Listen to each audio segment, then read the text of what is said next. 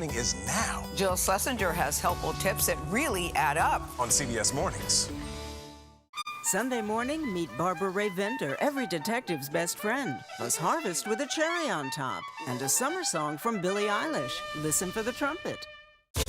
Money Watch is your no-nonsense guide to taking control of your finances. Hi, I'm Jill Schlesinger. Listen to Money Watch wherever you get your podcasts.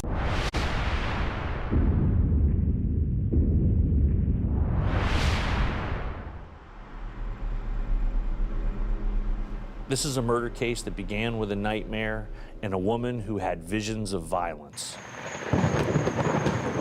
To me, it was a dream. I woke up and it just startled me. I usually have very strange dreams. When I wake up in the morning, I remember bits and pieces, and within half an hour, it's completely gone. I said, I'm worried about Kelly. I think Kelly's hurt. Kelly Brennan was a nurse at one of the local hospitals, well thought of at the hospital. Kelly was beautiful. When she came in the room, it was like glamorous. She was patient-oriented, wasn't afraid to take charge. We called her the Sarge. Well, tell me what happened. What did you dream about Kelly? Everything was black, and she was arguing with somebody, and I saw the sign for Mark's Landing. On February 15th, 2010, Kelly Brennan went missing. She didn't show up for work.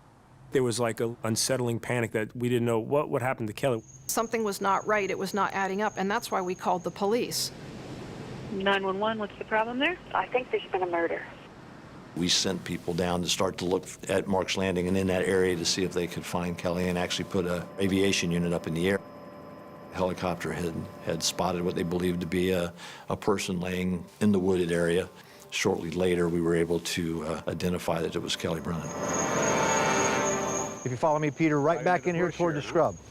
Wow, back in the bush. And this is where Kelly ended her life. Right here. Most of the injuries are directed direct at her head. So there's a frenzied attack with many blows being struck. There's a lot of anger and rage in that. Once the body's found, and it's where she says it is, Mark's Landing, I said, I can see Mark's Landing. of course, then she becomes your prime suspect. In the dream, it's just like I told them, she was arguing with somebody. My name is Todd Deritani. I was a criminal defense lawyer, and one day, Sheila Trott came into my office and told me that she was accused of murder.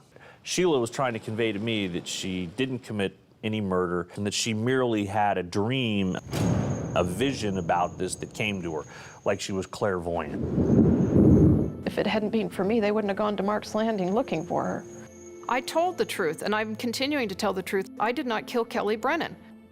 You don't believe that she has some supernatural ability, that all these facts came to her in a dream? No, I don't think she's clairvoyant. I think she's a killer.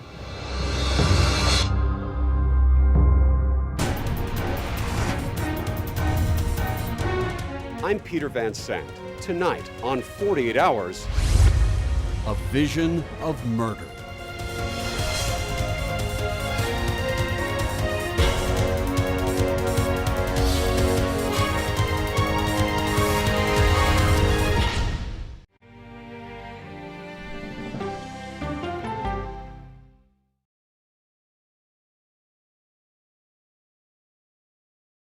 What happens when reporters take you inside the story? I've been asking for over a year and a half for access into this place, and this is the first time we're getting it. You get the all-new CBS Evening News every weeknight. This is CBS.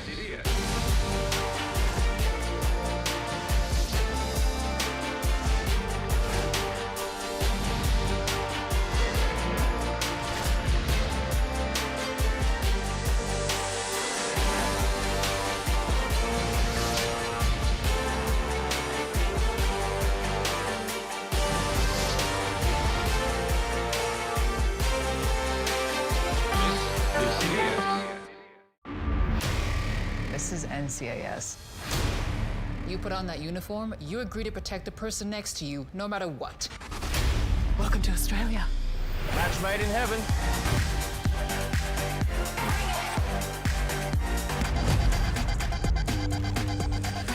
Watch out! Are you hungry? Shout you a crock burger? NCIS Sydney. All episodes now streaming on Paramount Plus. Returns CBS Full. I'm Erin Moriarty of 48 Hours, and of all the cases I've covered, this is the one that troubles me most. Listen to Murder in the Orange Grove, the troubled case against Crosley Green, wherever you get your podcasts. Be in the know, even when you're on the go, with the CBS Mornings podcast. Some news you can use at the grocery store. Better mornings start better days. When you look good, feel good, you do good. That's right. Listen to CBS Mornings on the go on Apple Podcasts. What happens when the world's best journalists come together? Write a prescription for the healing of America. We're retired and this is our paradise. Now it's gone. You get the stories of America every night. You get the all-new CBS Evening News every weeknight. I can only describe it as evil.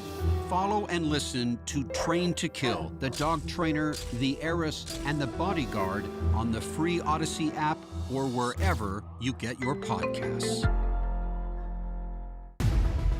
My job can get dangerous sometimes, but I'm very good at what I do. I know you're scared. I'm here to help. They said you were the best. Your daughter hired me to bring you home. I made her promise I would never stop looking. Thank you. Thank you. Thank you. Hear about the reward? Come in. Okay. Tracker. All episodes now streaming on Paramount Plus and returning CBS Fall.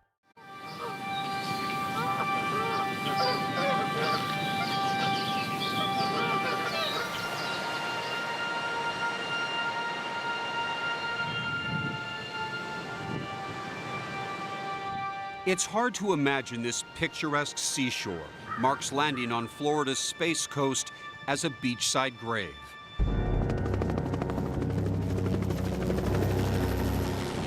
Is this the spot where Kelly Brennan was lying on the ground? You noticed her legs sticking out from the bushes a little bit and kind of the lower part of her torso. It was on the morning of February 16, 2010, that chopper pilot John Coppola of the Brevard County Sheriff's Department spotted a body.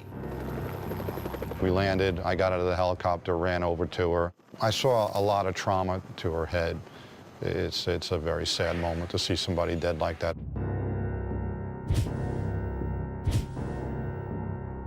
It was 46-year-old Kelly Brennan, who had vanished from her home in the Atlantic less than 24 hours earlier. There was no saving Kelly Brennan. No, unfortunately, no, there was no saving her. She was so alive. She was always, running around doing things, and then to know that she was dead, it was just a total shock. Lou Ervasi and Kelly were close friends and nurses at a local hospital. They often kayaked together. When you think about Kelly Brennan, what do you miss the most? Her friendship, working with her was good because she is a good nurse. She knew her stuff, but also just as a friend. Kelly was committed to her patients even after she was diagnosed with an incurable disease, multiple sclerosis. It would flare up at times, and she would just keep working and work right through it, which was another thing I admired about her. Sheila Trott, the woman at the center of this murder, says Kelly Brennan was her friend as well. What is it about her that you liked? We had the type of friendship where we wouldn't see each other for 4 or 5 years, and then something would bring us together. She hosted parties. She liked to be the center of attention. Kelly was a great girl. There was nothing that she did to deserve that at all. So how did it come to this? Sheila Trott suspected of brutally murdering her friend and dumping her body right here among these bushes. Well, it's a complicated tale of secrets, lies, and intrigue. A story that begins with an eerie dream and ends like a Shakespearean tragedy. Does this case have an affair? Yes. Sex? Sure. Jealousy? On both sides. Major Todd Goodyear is the lead investigator. And a nightmare and visions and who knows what, clairvoyance. Of course, that's our suspect saying that she's clairvoyant. For us, that's somebody that's trying to live with what they've done. I woke up and it just startled me, and I said, I'm worried about Kelly. I think Kelly's hurt. In this dream, Was Kelly Brennan dead? Mm-mm. Did you see her bloodied? No. Mm-mm. Did you see her body No. at Mark's Landing? No. You did not kill Kelly. No. No, I would never have hurt Kelly. No, I never would have hurt Kelly. But to truly understand just how strange this story is, you have to go back in time, 20 years. Kelly Brennan, a nursing student, and Sheila Trott were friends. Sheila was working 3 jobs to put her husband Daniel through flight school. Dan was an upwardly mobile kind of guy, liked the limelight a little bit. Some of the things we heard was he a little narcissistic, one of those people that liked to believe he had a little more power and a little more status. She was head over heels. Allison Bartlett remembers when her best friend Sheila fell for the tall, handsome, aspiring pilot. I never heard or saw that spark in her that I did when she talked about Dan and sent photos of Dan, and I could see that they were going to be getting married. And what did she tell you about his personality? Fun, like the same things that she did. I think in a lot of ways she found a soulmate. At least she thought she did. At least she thought she did. Sheila and Dan were married on August 26, 1989. The couple had 2 sons, Creighton and Graham. Sheila became a real estate agent, and Daniel Trott achieved his dream of becoming an airline pilot. In 2002, his political career also took off when he was elected mayor of their small town, Indialantic. Based on your investigation, were Dan and Sheila Trott considered a power couple in Indialantic? I think within town, because of his status as being, formally in the political circles there, and her being a real estate agent, them being fairly well-to-do, I think they were in that social circle to where they would be well-known throughout the community. From the outside, Sheila and Dan seemed to have the perfect life. But images can be deceiving. What did you see in his behavior? What happened? He began having affairs. I would notice his ring was on the counter. He wasn't wearing his ring.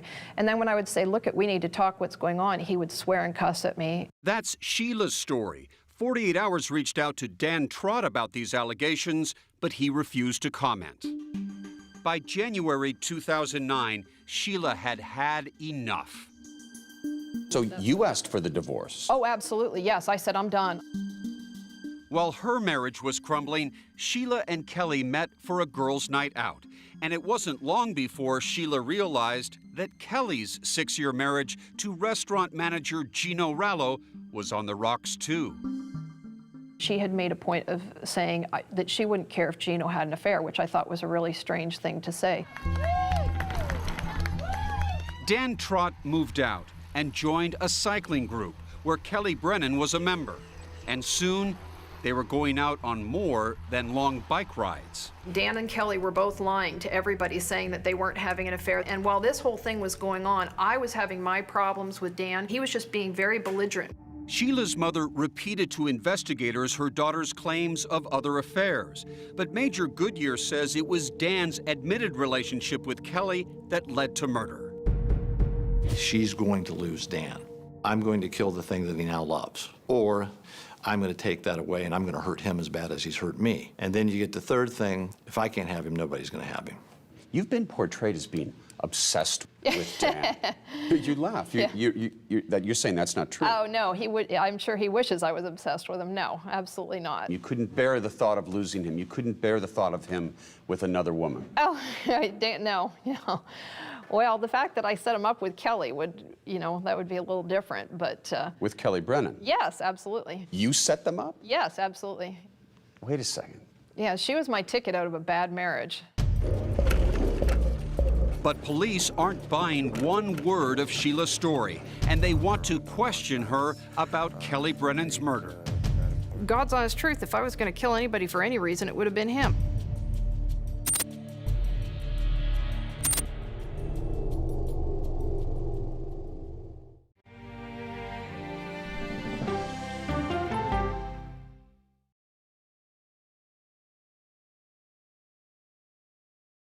What happens when you get conversation over conflict. I think they've taught me to have grace and compassion. When we follow the human side of the headline. I'm not asking that we ignore disability, rather that we do not ignore ability. When news takes you where the story happens. We've just crossed into Lebanon. When the world's best journalists come together to cover your world, you get the all-new CBS Evening News every weeknight. It's the most popular F word in Washington, fraud. Is it true that the Social Security number of just about every single American is available for sale on the dark web? An eye-opening 60 Minutes report. That's chilling. It's time for 60 Minutes. Your life is still a mystery. When your gut tells you something fishy's going on, there's almost always a 4-day-old carp lying around somewhere. Finishing this is the only thing that's important to me. Either way, the truth is coming out. Heading home? Who the hell are you, Madeline Matlock? Matlock. All episodes now streaming on Paramount Plus and returning CBS Fall. Sunday morning, we hail a driverless taxi, plus billionaire Barry Diller's revealing new memoir, and when trash becomes art, this Sunday morning. Politics isn't a game. When do consumers actually get to touch and feel a difference in their lives? Politics is about policy. So you would encourage Democrats to work with Donald Trump on an issue like healthcare?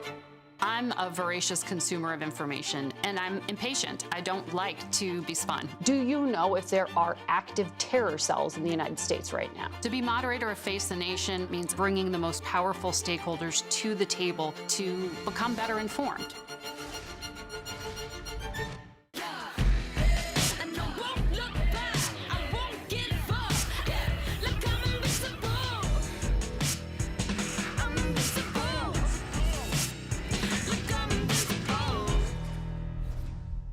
It was almost like being face to face with the devil. 48 Hours reports. I fought and fought. 911, what is your emergency? She disappeared off the face of the earth. Stream 48 Hours, 24/7. Elspeth, I thought I saw you, and then I thought, well, who else could it be? Dressed as a member of the Lollipop Guild. I work with the police. I like my outlandish theories with a heavy dose of evidence. Nice alibi, by the way. Can you be careful with that? Whoever did this is still out there. And I do love a mystery. Elsbeth. All episodes now streaming on Paramount Plus and returning CBS Fall.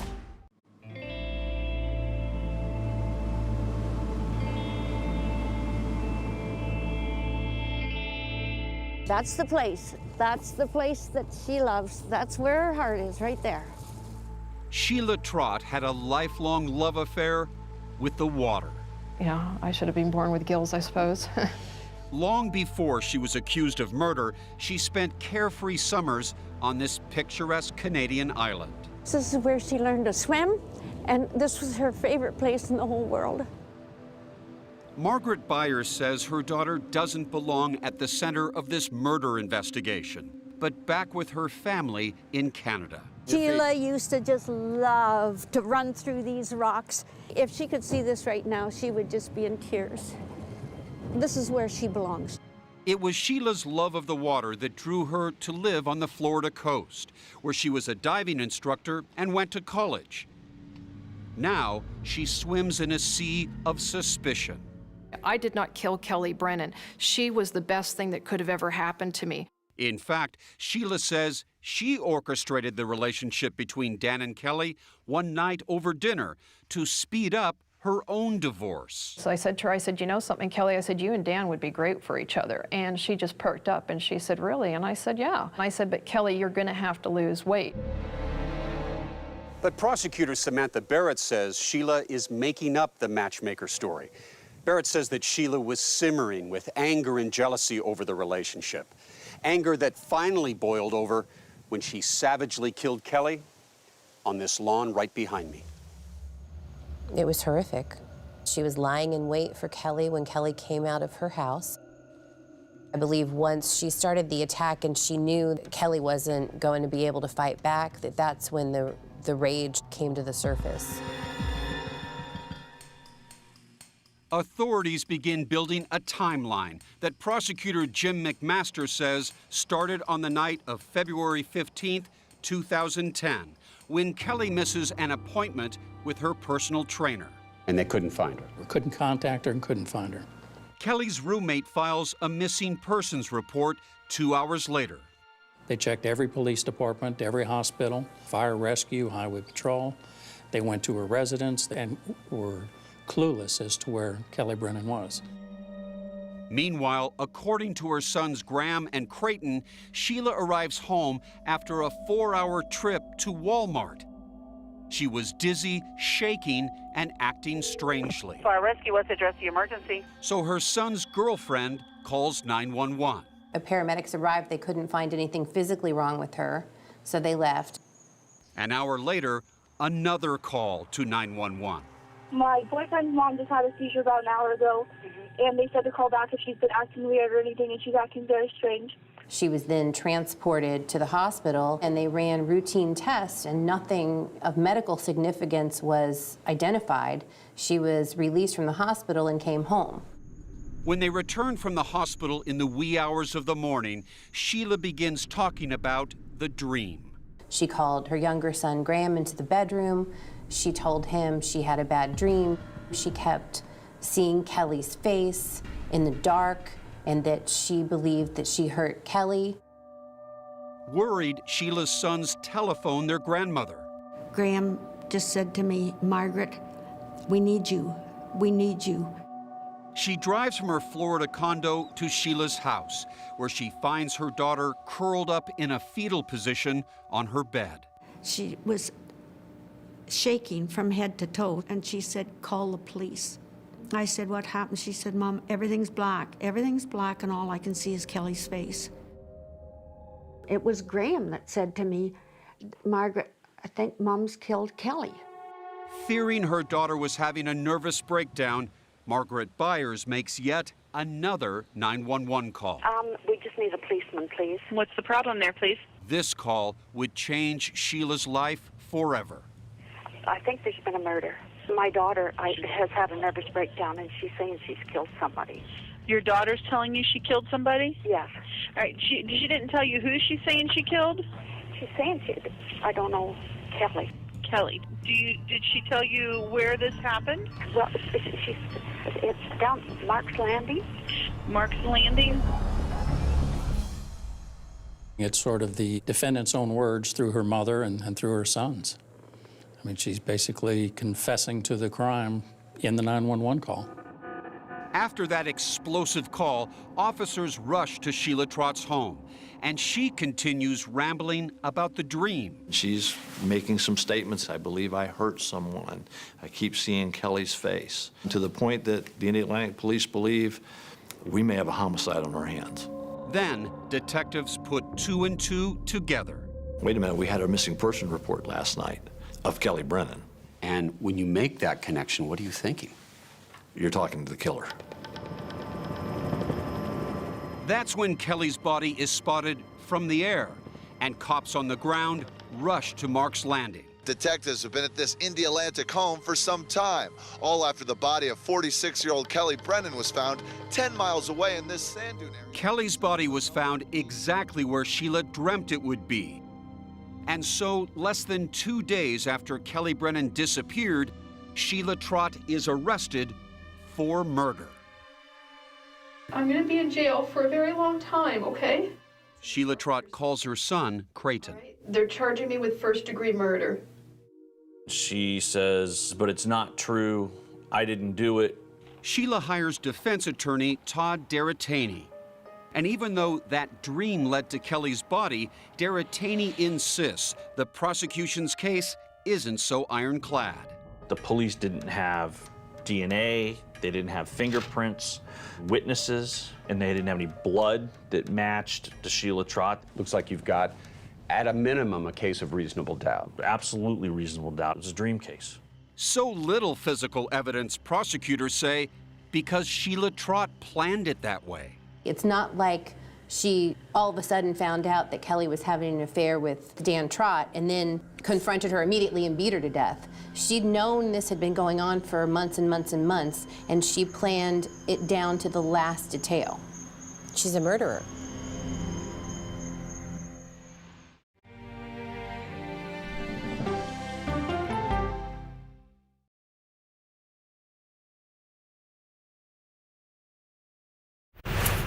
We're NCIS. Do you guys want to see me do the cha-cha slide? Can we get to the body, please? Right. Oh, what's got you so punchy lately? Not punchy, passionate. This is a great team. For what? We're NCIS. NCIS, all episodes now streaming on Paramount Plus and returning CBS Fall. No matter how you start your day, one thing is clear. Actually, two things. Pretty sure it's three. Guys, whether it's news, money, health, or wellness, sports, movies, or even inspiration. Clearly, CBS Mornings is the place to be. That's like 7 things. Okay, clearly, I'm bad at math, always been. Clearly, CBS Mornings, weekdays at 7 on CBS. We can start whenever you're ready. Ready? Yeah. No, stop! Wrong pedal, wrong other pedal! Oh! He's in a wheelchair! What do you want? Not stop the car! That's a kid! Kid!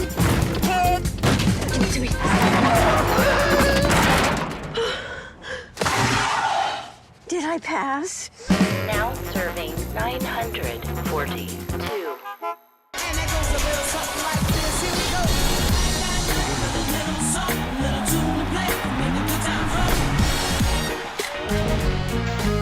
Go to the ends of the earth. We'll hit the heights. A great adventure together. And reach for the stars. Star power. I like it. So cool. But wait, there's more. Experience thought-provoking. Something that's undeniable. With mindfulness. Innovative. Magical. It's like being a child. And truly original reporting. How'd you do your research? I tell a good story. Because there's always something new under the sun on CBS Sunday morning.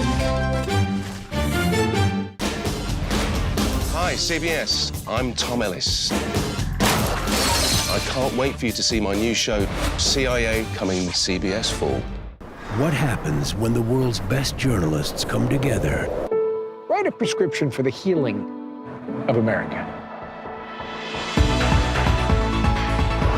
You get the stories of America every weeknight. You get the all-new CBS Evening News. When everything's on the line, real heroes rise to the occasion. Or die trying. We're firefighters. We're gonna find a way to get you out of here. We take the hits together. We're on the same team. I'm right here with you, no matter what. I would never leave you hanging in the deep end. This place is a way of giving you new family. Fire Country. All episodes now streaming on Paramount Plus and returning CBS Fall.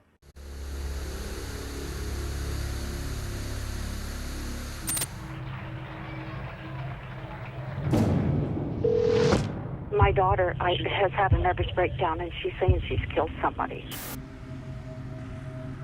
Did you kill Kelly Brennan? No, I didn't kill Kelly Brennan. Absolutely not. Sheila Trott remains behind bars for 4.5 years awaiting trial for the brutal murder of her friend, Kelly Brennan. She said, all I want to do is hug my boys. And I understand that, because all I want to do is hug my girl. Today, you absolutely believe in your daughter's innocence, correct? Absolutely, 110%. As the trial finally begins in September of 2014, remain seated, come to order, please. Court's in session. Investigators believe they've built a strong but admittedly circumstantial case, beginning with that bizarre dream. The defendant began saying that she'd had a dream, that she may have hurt Kelly, and that it happened at Mark's Landing. Do you have an eyewitness to this murder? No. Do you have a murder weapon? No. Do you have Sheila Trott's DNA on Kelly Brennan? No, I don't believe so. But Major Todd Goodyear does have a theory of the murder based on bloodstains and divots in the grass in front of Kelly's home.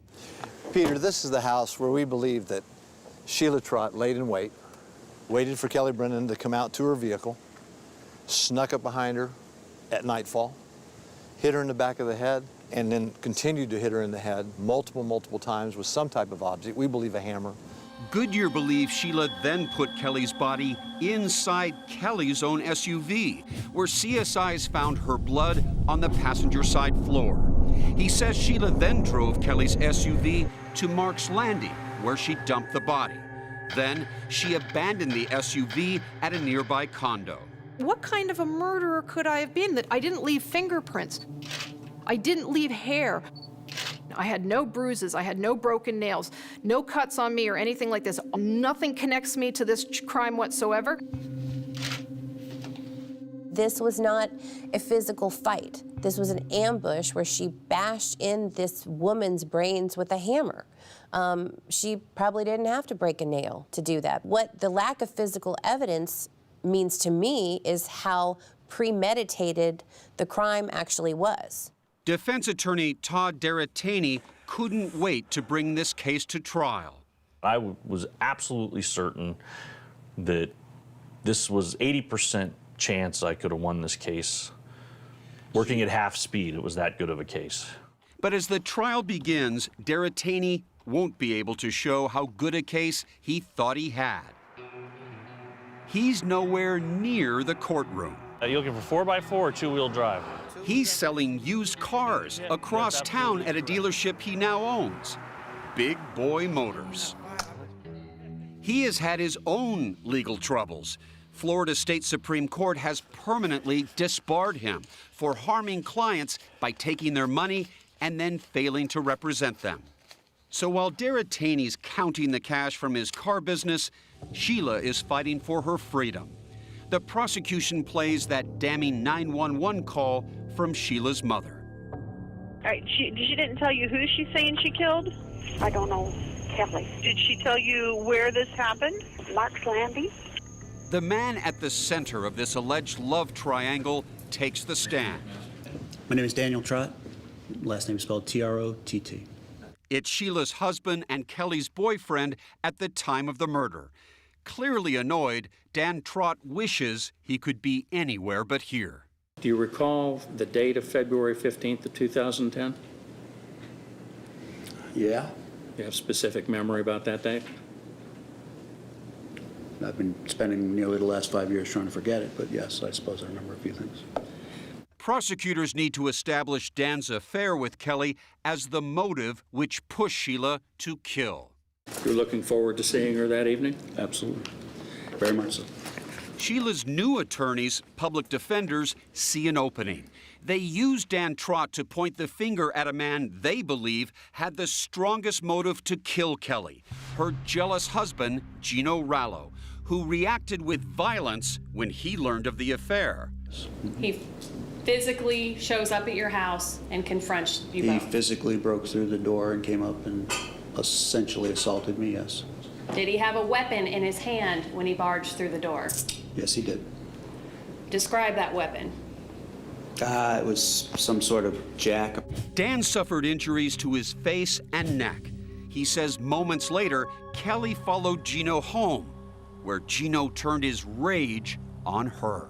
He attacked her in the garage, essentially was choking her. It was a rather violent encounter. Less than 2 months later, Kelly was murdered.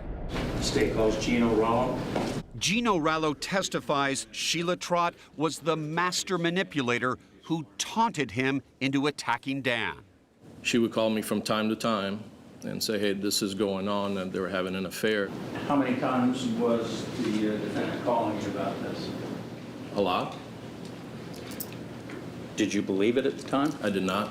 Prosecutors say Sheila used emails to light Gino's fuse as well, but they also revealed her own deep-seated anger. In one email she wrote, "He was sitting in front of you, lying to your face." Were you hoping that Gino was going to go over and attack his wife or attack your husband, putting an end to this affair so you could have Dan back? Oh, no. Oh, no. I wasn't upset that Dan was having an affair with Kelly. I was upset that he was spending the money that he was. Still trying to prove no one was more upset than Gino, Sheila's attorneys want the jury to hear a voicemail that he left Dan 2 months before Kelly's murder. You mother. Come on, you want to up this marriage? Sucker, I'm going to kick your mother ass. But the judge refuses, declaring it irrelevant. Gino's the only person who knew where Kelly specifically was that evening. It sounds like you think Gino's the killer. I'm not going to say who I think it is. Gino could absolutely do it, and Kelly wanted out of that marriage. Prosecutors say Gino has a strong alibi. They say this security video from a drugstore in another town proves Gino couldn't have been at the murder scene.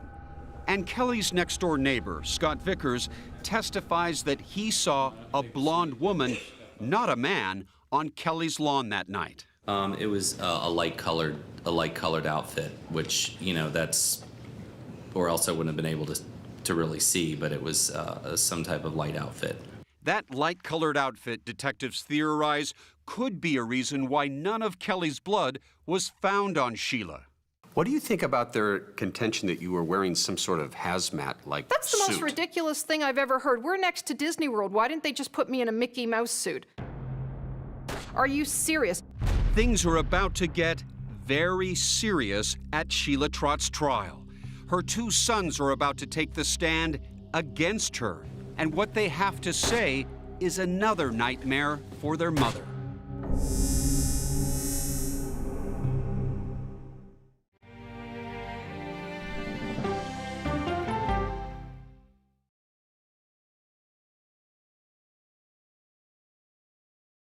What happens when the world's best journalists come together? This was an entire building. It will take years to rebuild. We're from CBS News, American television. You get the all-new CBS Evening News every weeknight.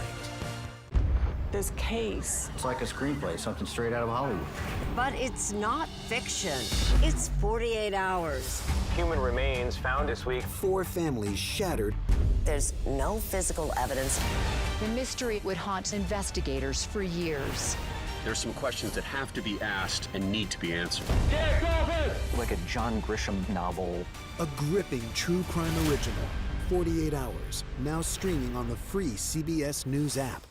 No matter how you start your day, one thing is clear. CBS Mornings is the best way to start your day. I can see clearly now. My morning routine. The first thing I do when I wake up is turn off the alarm. I try to remember where I put my phone down. One alarm goes off at 4 a.m. I need not 1, not 2, but... And I'm out the door at 4:15. 3 snoozes to get out of bed fully coherent. How much detail are you looking for? I love a bath full of bubbles. The more bubbles, the better. I'm very quick with the actual coffee, shave, shower, dressed out the door, but all around that is just pure chaos. For example, this morning, these are dirty socks. You want my honest answer? Am I a morning person? I gotta be honest. I wish morning started at like 10 a.m. Can I say that? Clearly. It's a bright, bright, bright way to start your day. CBS Mornings weekdays at 7 on CBS. People with developmental disabilities were once sequestered by the hundreds of thousands in institutions. Many of our fellow citizens are suffering tremendously because lack of attention, lack of imagination, lack of adequate manpower. Disability activists have since torn down barriers blocking them from living at home or in the community. We conclude that Title II of the ADA requires states to provide community-based treatment for persons with mental disabilities. But of the 16,000 people who remain in state-operated institutions, half are in 5 states, and Illinois is one of them. I don't want to live in the institution. It makes me feel discriminated against. Do you think there are people living in institutions in Illinois that don't need to be living there? Yeah, because they're proving it as soon as they get out.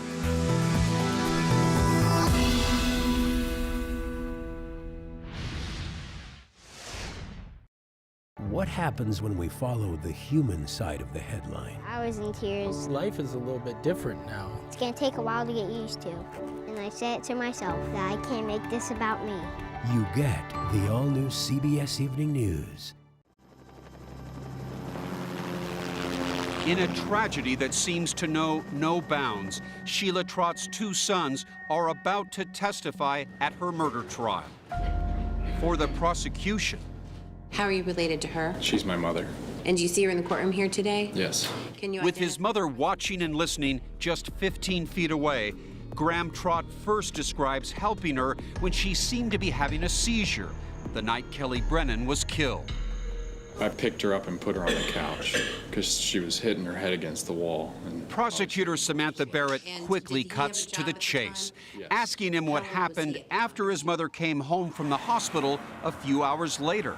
she was telling me she was seeing things. What did she say she saw? She saw Kelly's face, and she said she thinks she's hurt, and a beach. Despite the prosecutor's efforts, Did you ever hear her say, I think I hurt Kelly? No. Graham won't repeat what he initially told investigators in a recorded interview. She said, I think I hurt Kelly. And I keep seeing her face, and then I hurt her. And I was like, well, that's not good. But what he does reveal next is a bombshell, and it's something he did not tell law enforcement until shortly before the trial. I said, do you want to drive down to this beach that you're seeing, and we can see there's nothing there, and then we can call it a night and go to sleep.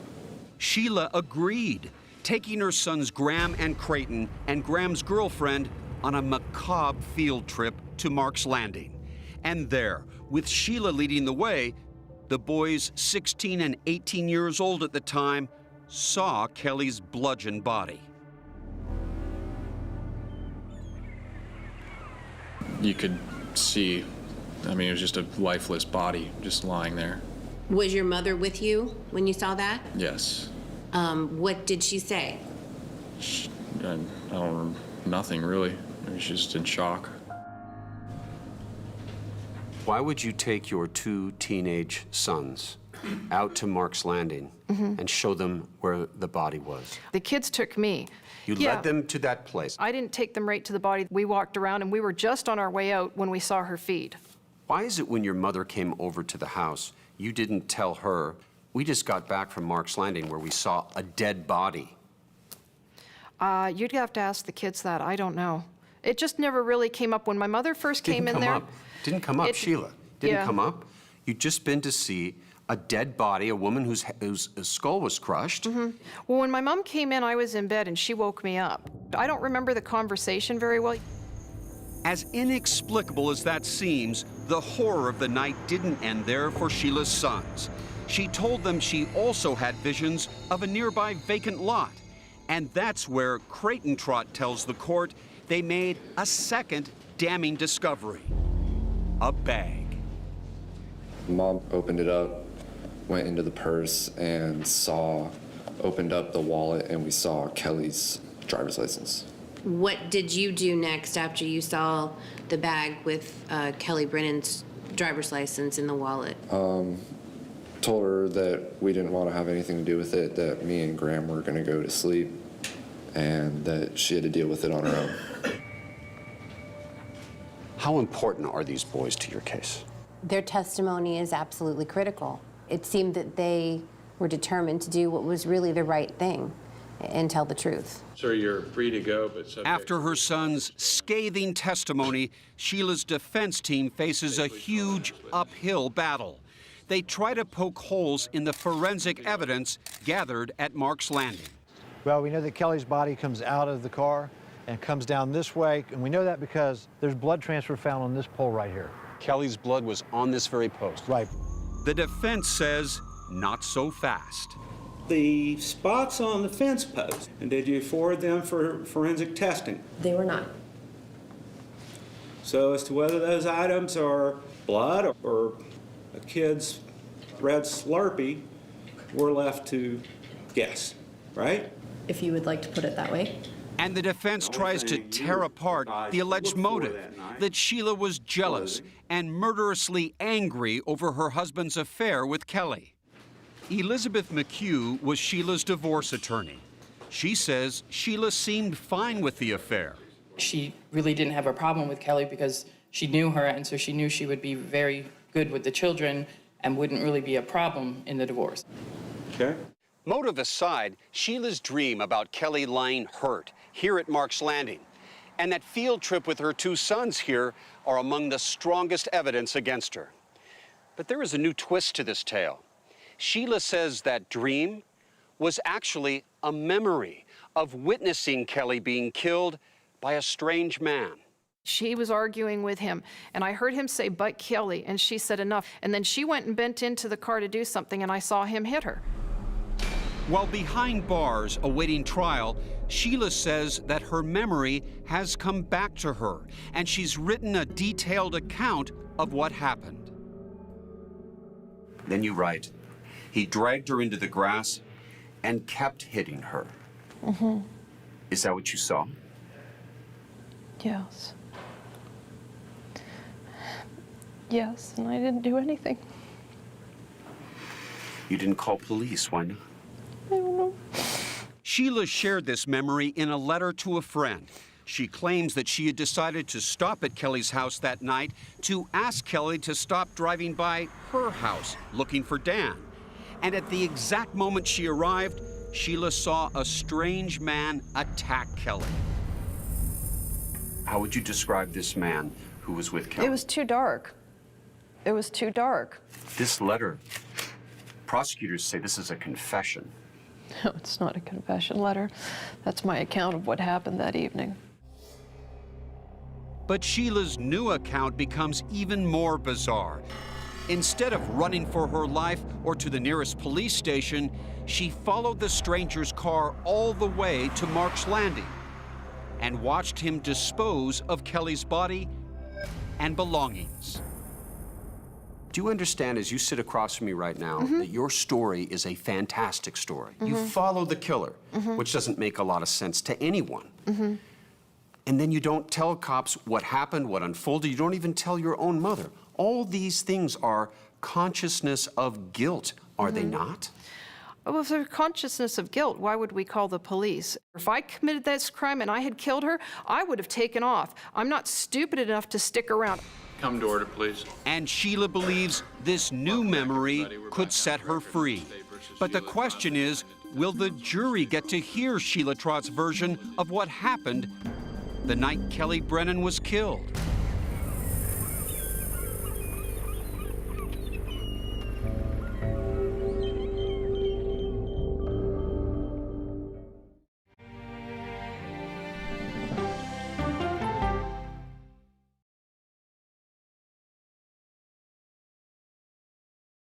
CBS Mornings is clearly fun.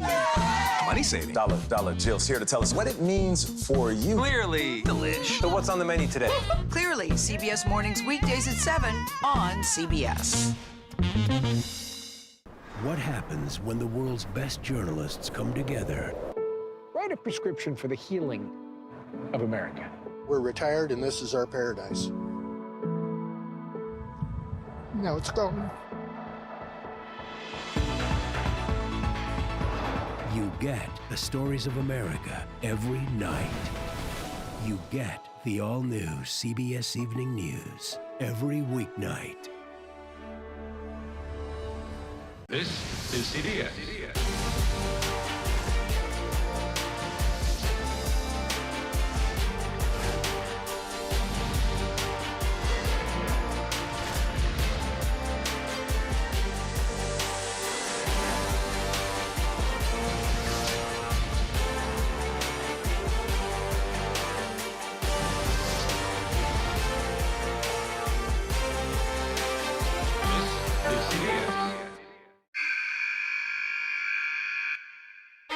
I had progressively fallen deeper into the world of online sports betting. The risk is the rush. What do you think is driving the spike in popularity? I think it's legality. If it's legal, I'm going to use it. There are ways to bet when you are 18. We've created an epidemic of child gambling. You can't walk into a male dormitory in a college campus without sports betting happening. It's America's most neglected problem. I used sports betting as a way to escape, when in reality, I'm choosing self-destruction. Whatever I had left, it was gone. The purpose of the industry is to get you to play to extinction. And that means until all your money is gone.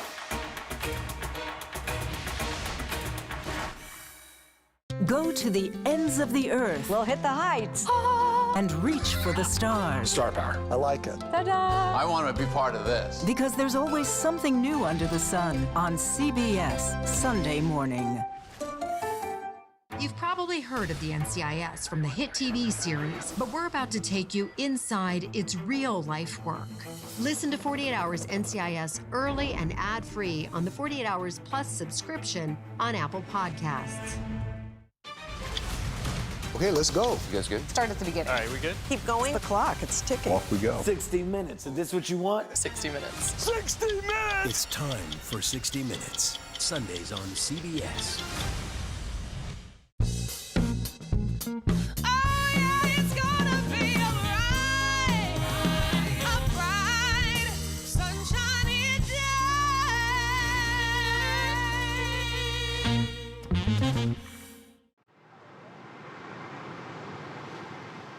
Is Sheila clairvoyant? Has she had visions throughout her life, dreams that have come true? I don't think so, Peter. With her daughter's dream now being described as an eyewitness account of Kelly's murder, 48 Hours has brought Margaret a copy of that document Sheila wrote. Do you recognize the handwriting on this letter? Yes, Whose is it? Sheila's. She reads for the first time from its 22 pages. He dragged her into the grass and kept hitting her. I felt the blood rush out of my arms and legs, and I started to shake. Are these the writings of an eyewitness to a murder, or the writings of a murderer describing what she has done? I think she must have seen it. She couldn't have done it, Peter. I did not murder Kelly. I witnessed it. Now came the moment in court where Sheila Trott could take the stand and persuade the jury her new story is true. But on the advice of her attorneys... First of all, have you made a decision about whether you wish to testify in your case or not? Yes, sir. What is your decision? Not to, sir. That you've chosen not to testify? Yes, sir. Sheila's first lawyer thinks he knows why Sheila didn't testify and explain that letter. Obviously, this was just her confessing to the crime. She needed to get it off her chest. Todd Deritani? Todd Deritani's a liar. So the case goes straight to closing arguments, with prosecutors zeroing in on what Sheila did say after Kelly disappeared. The smoking gun in this case are the defendant's own words, telling the police where the dead body is. They play Margaret's damning 911 call one last time. And my daughter has had a nervous breakdown, and she's saying she's killed somebody. Your daughter's telling you she killed somebody? Yes. Defense attorneys make no mention of Sheila's new claim she saw Kelly's killer.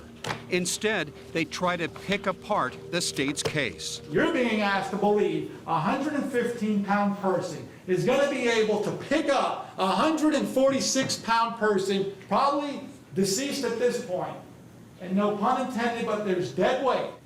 But she's going to pick her up from the floor, lift her up, and place her in the seat of not of a Honda Civic, but of an SUV. Place her in there with no neighbors hearing a thing, no neighbors hearing blow after blow after blow. Does that make any logical sense? They end by pointing the finger at Kelly's jealous husband. She had no ill will, no spite, no evil intent, no premeditation. You saw the person. You heard from the person that had all those things and how he acted on those feelings. And ladies and gentlemen, the decision that you need to speak is that Sheila Graham Trott is not guilty. Thank you. Less than 3 hours after beginning their deliberations, jurors reach a verdict. Margaret can't wait to hear the good news. I was dancing. I was dancing in the elevator. I was so excited because I knew, and I kept saying, we're going to bring our girl home. Instead, the defendant, Sheila Graham Trott, is guilty of first-degree premeditated murder. Guilty of first-degree murder. Sheila Trott was immediately sentenced. It's the sentence of the court that you serve life in prison as a minimum mandatory sentence. For Margaret Byers, who wishes she never made that 911 call, the embers of blame burn deep within her heart. You are a loving mother and grandmother, and you love Sheila dearly. Yes. Does it tear you up at night to think, did I put my own daughter in jail? Yes, it sure does. It just tears me up to think I put my kid in jail for the rest of her life. Absolutely. Isn't it time for you to stop telling these stories and tell the truth? Don't let your loved ones suffer thinking that you're innocent when you did this. I told the truth, and I'm continuing to tell the truth, and I'm going to keep telling the truth. She killed Kelly Brennan. She's a murderer. She's finished. As well she should be. For Kelly Brennan's mother, the taste of justice is bittersweet. What tragedy for that family as well. Almost 5 years after her death, Kelly's friend Lou says her kind spirit lives on. When she did come to work, she was always happy, and she had her little corner. It was called Kelly's Corner, a place in the hospital where Kelly gave extra care and attention to her patients. And even after she died, that was an area of reverence. If you went there, it was comforting.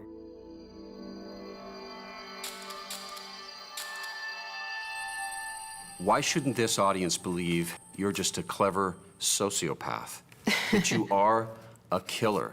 You know the difference between right and wrong, Yeah. but in the case of Kelly Brennan, you don't care. I do care. I do care. When would her body have been discovered? You said yourself, who led them to the body? It was us saying that it was at Mark's Landing. They would never have checked at Mark's Landing.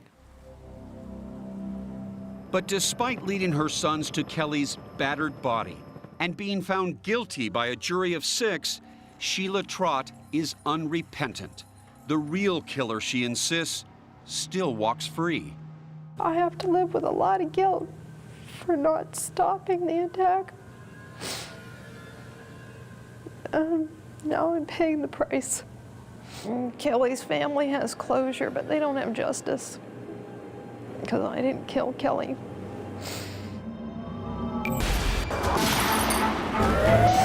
"48 Hours. Don't miss an episode."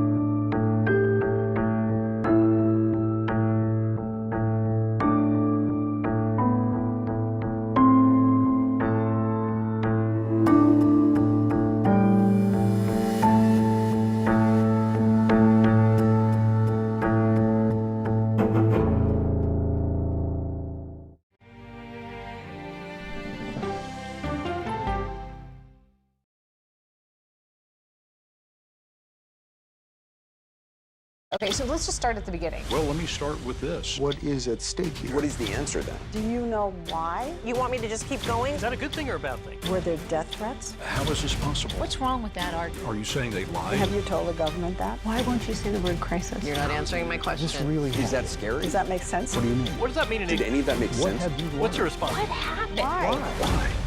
It's time for the CBS News Original 60 Minutes, Sunday on CBS and streaming on Paramount+. There is no more room in our city. New York City is receiving record numbers of migrants. Today, we're going to have more than 500 adults and children come through that door. Tensions rise as shelters reach max capacity. We don't have to take care of them. CBS Reports goes inside a crisis cities and families are facing as they fight to survive. The United States still has that glimmer of hope for people to come here. Fighting for a future. Now streaming on the free CBS News app. This case. It's like a screenplay, something straight out of Hollywood. But it's not fiction. It's 48 hours. Human remains found this week. 4 families shattered. There's no physical evidence. The mystery would haunt investigators for years. There's some questions that have to be asked and need to be answered. Like a John Grisham novel. A gripping true crime original, 48 Hours, now streaming on the free CBS News app. You want to be comfortable when you retire. Yeah, so the best time to start planning is now. Jill Schlesinger has helpful tips that really add up. On CBS Mornings. Money Watch is your no-nonsense guide to taking control of your finances. Hi, I'm Jill Schlesinger. Listen to Money Watch wherever you get your podcasts. Hi, CBS. I'm Tom Ellis. I can't wait for you to see my new show, CIA, coming CBS Fall. Real people, real crimes, real life drama.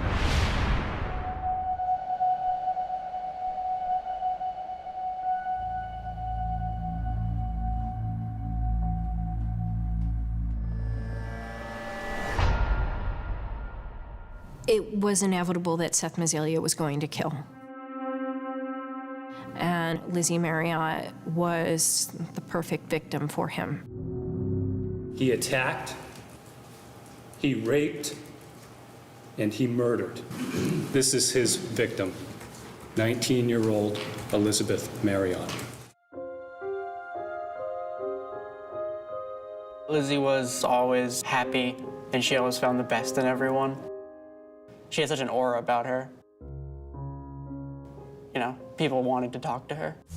Being seated. Your Honor, the state calls Catherine McDonough. It was clear that this trial was going to all be about Kat McDonough's testimony. Ms. McDonough, how do you know what Seth Mazzaglia did to Elizabeth Marriott? I was there.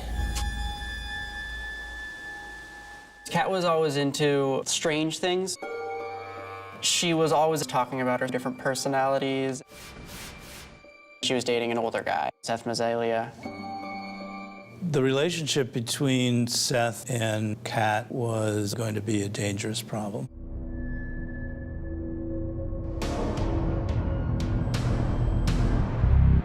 Seth was into the BDSM type thing.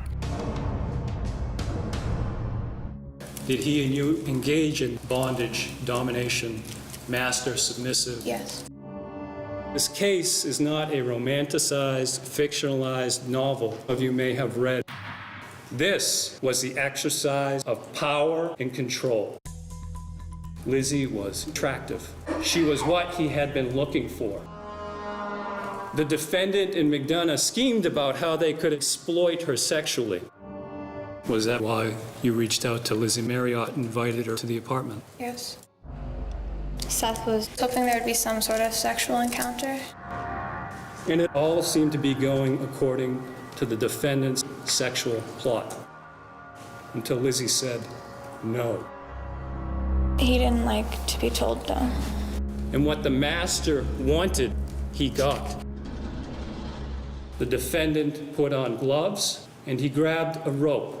Ms. McDonough, who killed Elizabeth Marriott? Seth Mazzaglia. But during the trial, I was surprised how many people thought she was lying. Ladies and gentlemen, Seth Mazzaglia did not cause Ms. Marriott's death. Kat McDonough is lying. The physical evidence shows what? Sex.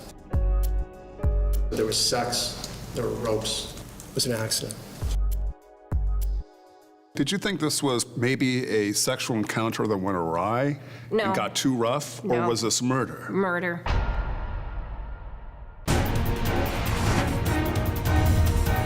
I'm Troy Roberts. Tonight on 48 Hours. Dangerous Games.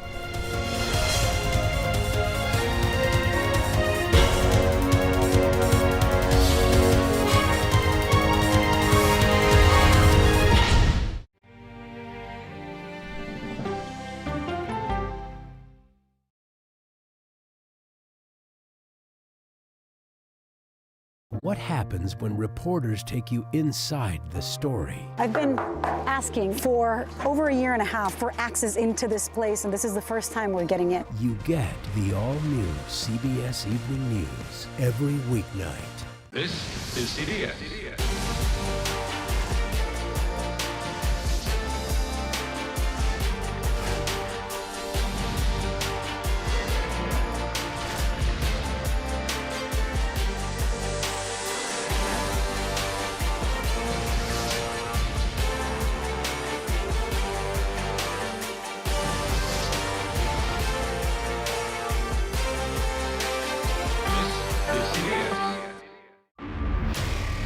This is NCIS. You put on that uniform, you agree to protect the person next to you, no matter what. Welcome to Australia. Match made in heaven.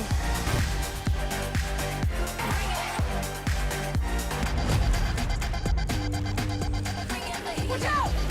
Are you hungry? Shout you a crock burger? NCIS Sydney. All episodes now streaming on Paramount Plus. Returns CBS Full. I'm Erin Moriarty of 48 Hours, and of all the cases I've covered, this is the one that troubles me most. Listen to Murder in the Orange Grove, the troubled case against Crosley Green, wherever you get your podcasts.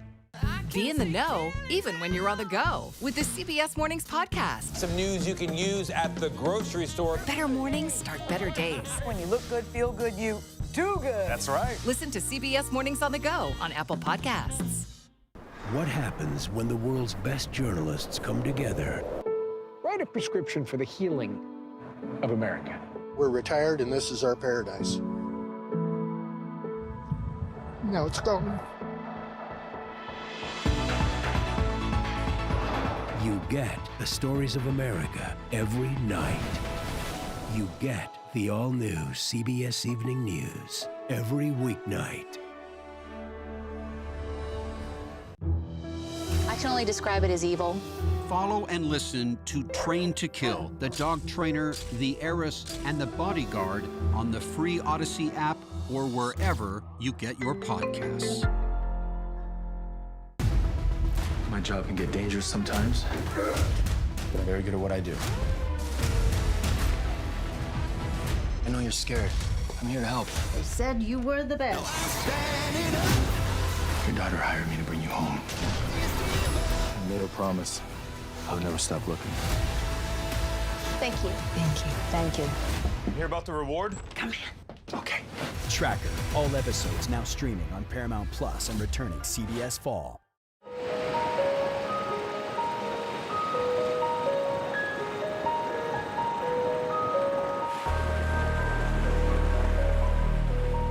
The cool blue of the New Hampshire seawater is as deep as Lizzie Marriott's love for the ocean. But that same ocean would play a role in the tragedy that ended Lizzie's life. Lizzie was vivacious. She loved her friends. She loved the little critters around her. Lizzie's mother, Melissa Marriott. You know, you'd see her when she'd have a tortoise in her hand or a little turtle and, you know, be putting it back on the brook side of our road. And her father, Bob Marriott. She and I used to do just the silliest things together. Just no rhyme or reason. In October 2012, Lizzie Marriott was 19 years old. She had just entered the University of New Hampshire as a sophomore. It has a wonderful marine biology program, and it's where she really wanted to go.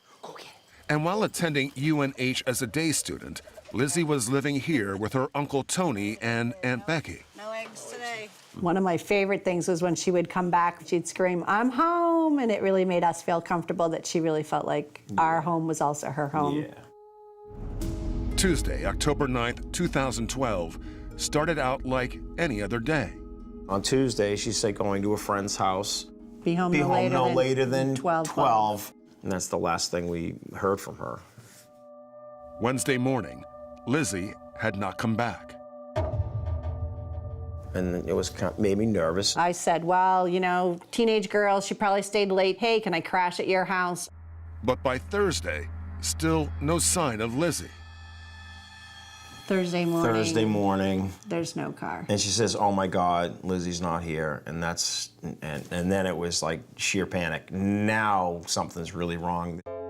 Hi, Tony, it's Bob. Have you heard from Lizzie? No, we were about to call you. That's when your heart goes in your throat. And oh my God, you know, what's going on? What do you do when your child is missing? I didn't have a checklist that told me what to do. Lizzie's parents live a couple hours' drive away in Massachusetts. They immediately called police to report her missing.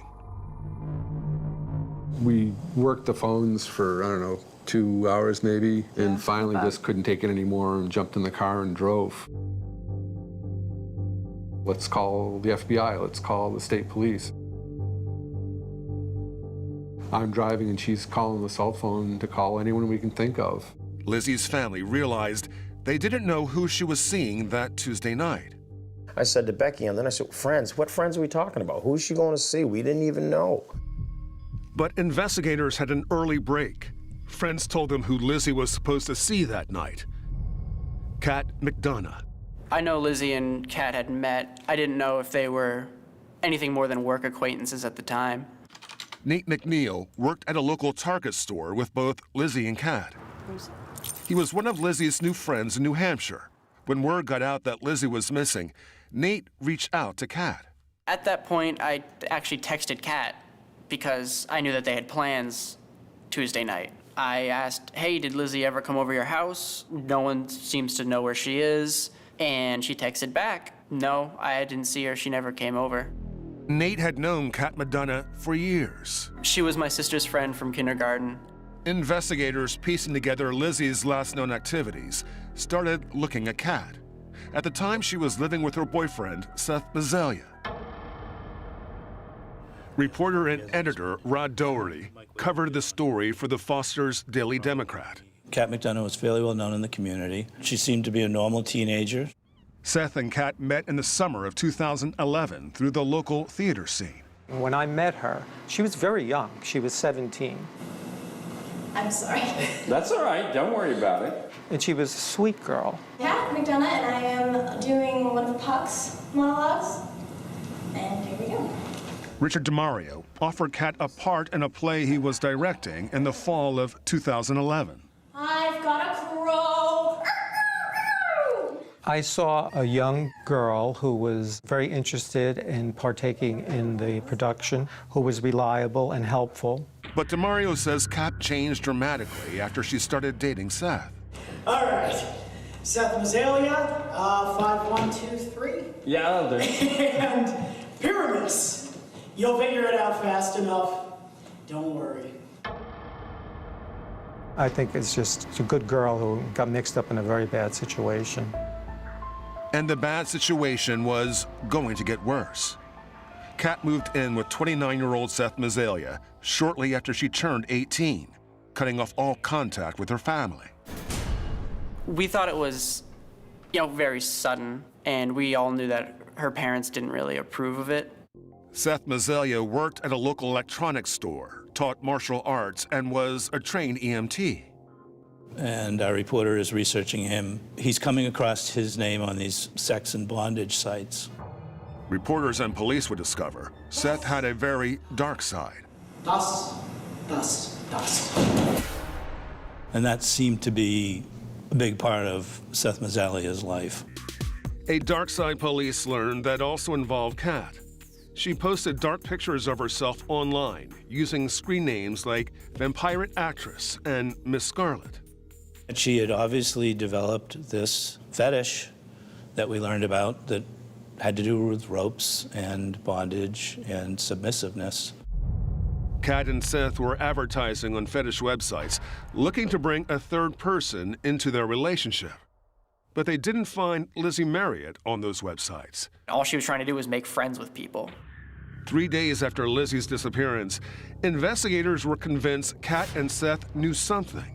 Police brought them in for questioning at the same time. They were placed in separate rooms. The local police and the Attorney General and the state police were very active, very fast. Kat told police the same thing she told Nate in that text. Lizzie never showed up. About 2 hours into the interview, Kat stopped answering questions.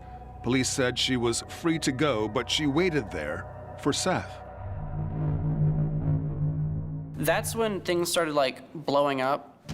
Seth Mazzelia was telling a totally different story. He spoke to police for 11 hours. What he told them was shocking. Lizzie Marriott was at the apartment the night she went missing. He said there was sex. Something went wrong, and Lizzie died.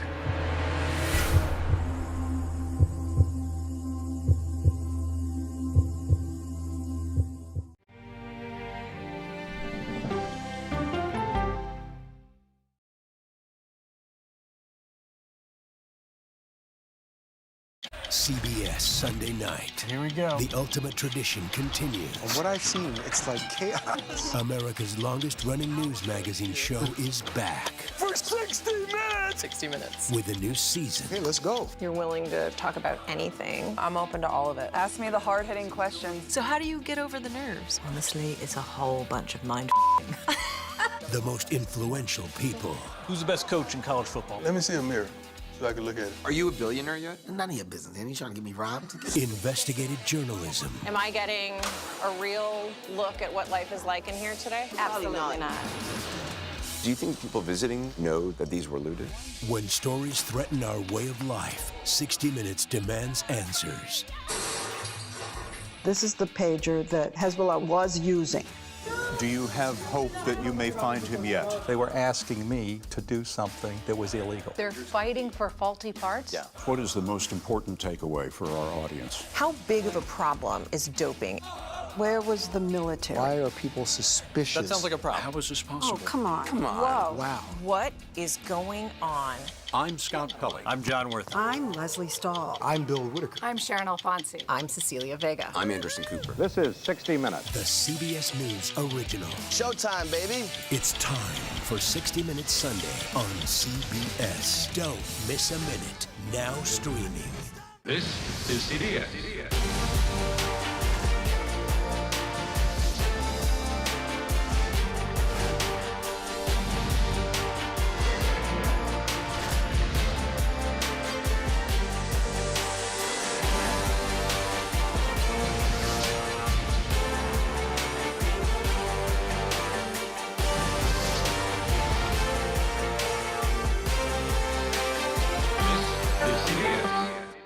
Let's do it! Let's go!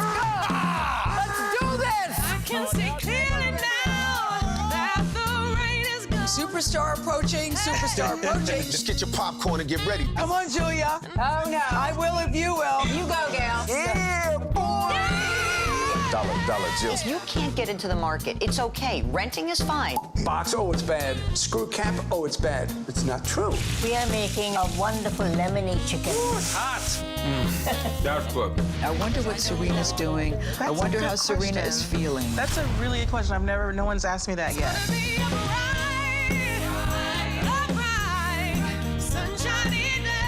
You're 70 years old? 70, yeah. I'm 21.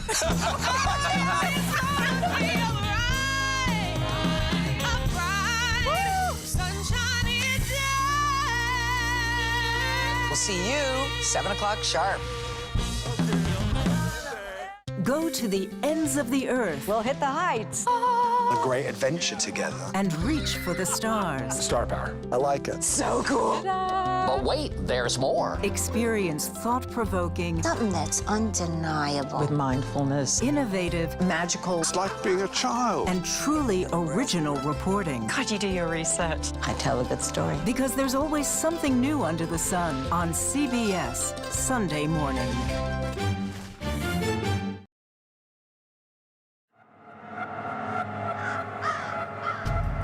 With Seth Mazzelia's bombshell admission that Lizzie had died in the apartment he shared with Kat McDonough, police had questions.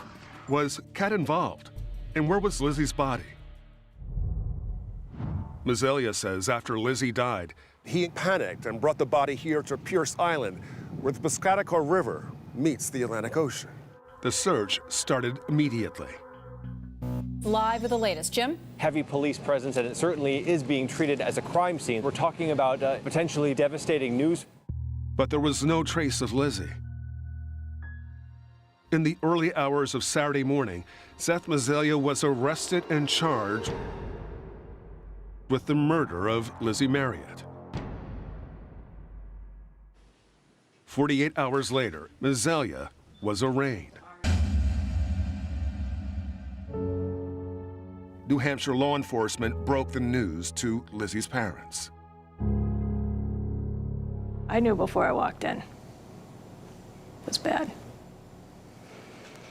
And we went off into a separate room and were given the news that Lizzie was dead.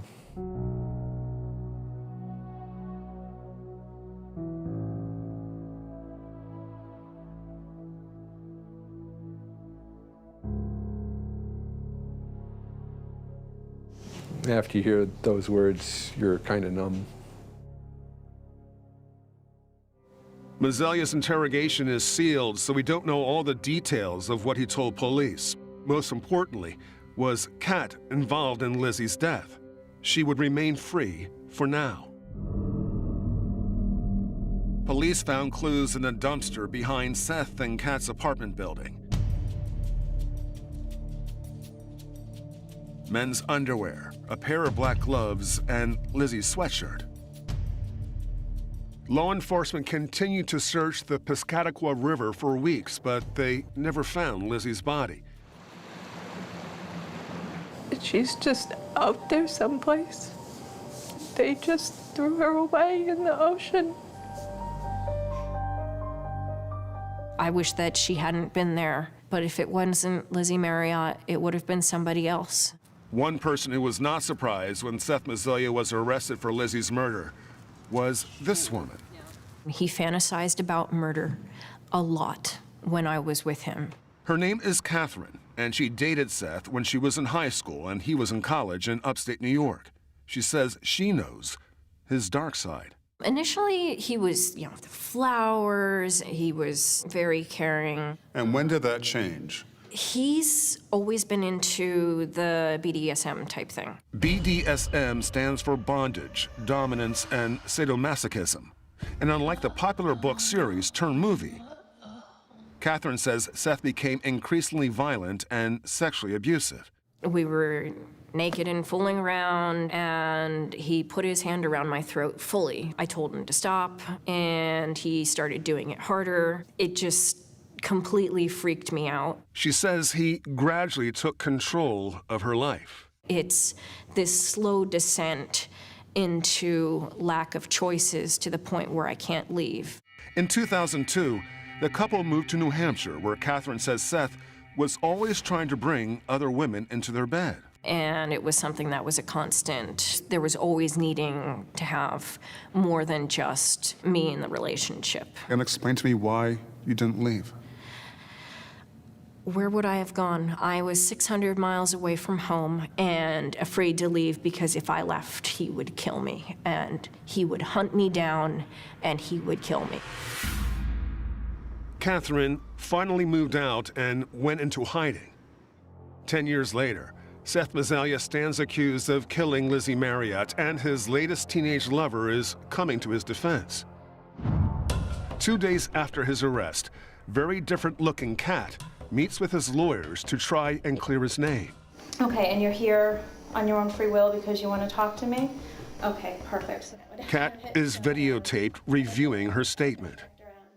She now admits that Lizzie did come over that night. She says Lizzie's death was an accident. Seth was like sitting and the two of us were kind of just goofing around. The night started with the three of them watching a movie and playing cards, which Kat says led to consensual group sex. It started going from silly to sexual. It started getting a little more intense. Kat says Lizzie agreed to be tied up with bondage ropes and even draws a diagram of the harness. I had tied harnesses on me before, but it was the first time I'd ever tied harnesses on someone else. Kat demonstrates how she was positioned over Lizzie. How were you actually just thought? She gives exact details of what she said happened that night.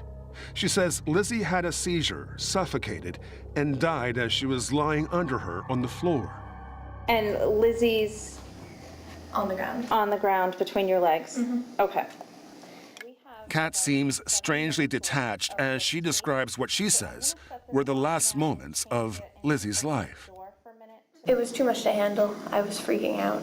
Okay. Lizzie's friend Nate says Kat's story is preposterous. It was extreme, and it didn't make sense. I couldn't see her just outright doing something like that, especially with Kat and some guy she only went over a house once. And Nate knows Lizzie had a girlfriend, Brittany, and they were in a long-term committed relationship. She always talked about all the fun things they would do and how much they really cared for each other. Lizzie's family also finds this story outrageous, and they can't understand why Kat is still not in jail. Kat's responsible, Kat's involved in this, why isn't she arrested? Yeah, we got him behind bars. But what about her? Police have made a second arrest in the murder of 19-year-old Lizzie Marriott. Lizzie's family would wait 2 months before Kat was finally arrested, but not for murder. Kat McDonough was charged with 3 counts involving hindering an investigation in order to have no further contact with Seth Mazelia. She needs to rot in jail. Without Lizzie's body, it's a very tough case. Prosecutors need Kat's testimony, and they offered her a deal. Instead of a possible 21-year sentence, she'd get a maximum of 3 years. It was an offer.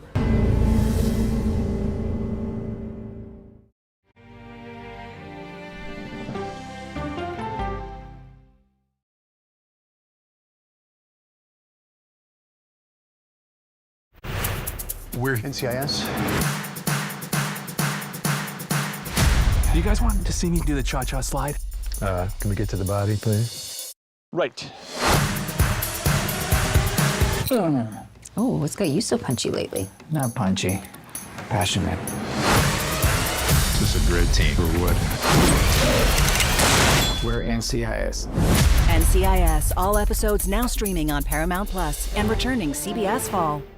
No matter how you start your day, one thing is clear. Actually, 2 things. Pretty sure it's 3. Guys, whether it's news, money, health, or wellness, sports, movies, or even inspiration. Clearly, CBS Mornings is the place to be. That's like 7 things. Okay, clearly, I'm bad at math, always been. Clearly, CBS Mornings, weekdays at 7 on CBS.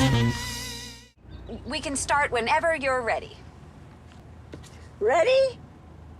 Yeah. No, stop! Wrong pedal, wrong other pedal! Oh! He's in a wheelchair! What do you want? Not stop the car! That's a kid! Kid! Give it to me.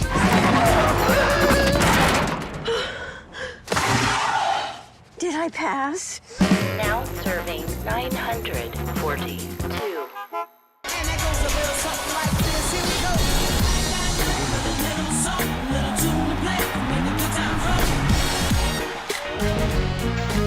Go to the ends of the earth. We'll hit the heights. A great adventure together. And reach for the stars. Star power. I like it. So cool. But wait, there's more. Experience thought-provoking, Something that's undeniable. With mindfulness. innovative, Magical. It's like being a child. and truly original reporting. God, you do your research. I tell a good story. Because there's always something new under the sun on CBS Sunday morning.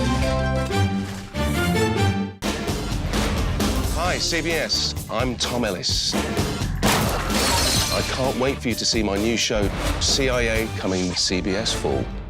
What happens when the world's best journalists come together? Write a prescription for the healing of America. You get the stories of America every weeknight. You get the all-new CBS Evening News. When everything's on the line, real heroes rise to the occasion. Or die trying. We're firefighters. We're gonna find a way to get you out of here. We take the hits together. We're on the same team. I'm right here with you, no matter what. I would never leave you hanging in the deep end. This place is a way of giving you new family. Fire Country. All episodes now streaming on Paramount Plus and returning CBS Fall.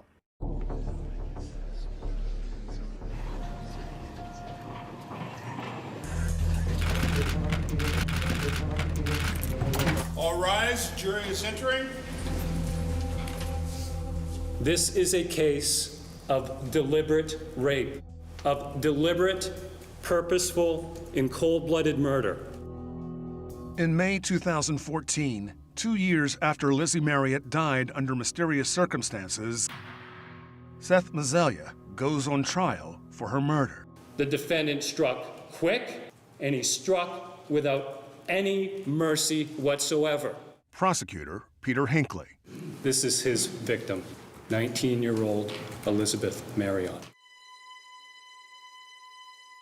When you have a kid, you spend a lot of time thinking, what can I do for them? And when that child is murdered, the number of things you can do really evaporates. in supporting her in the trial was one of the last things I'll be able to do for her.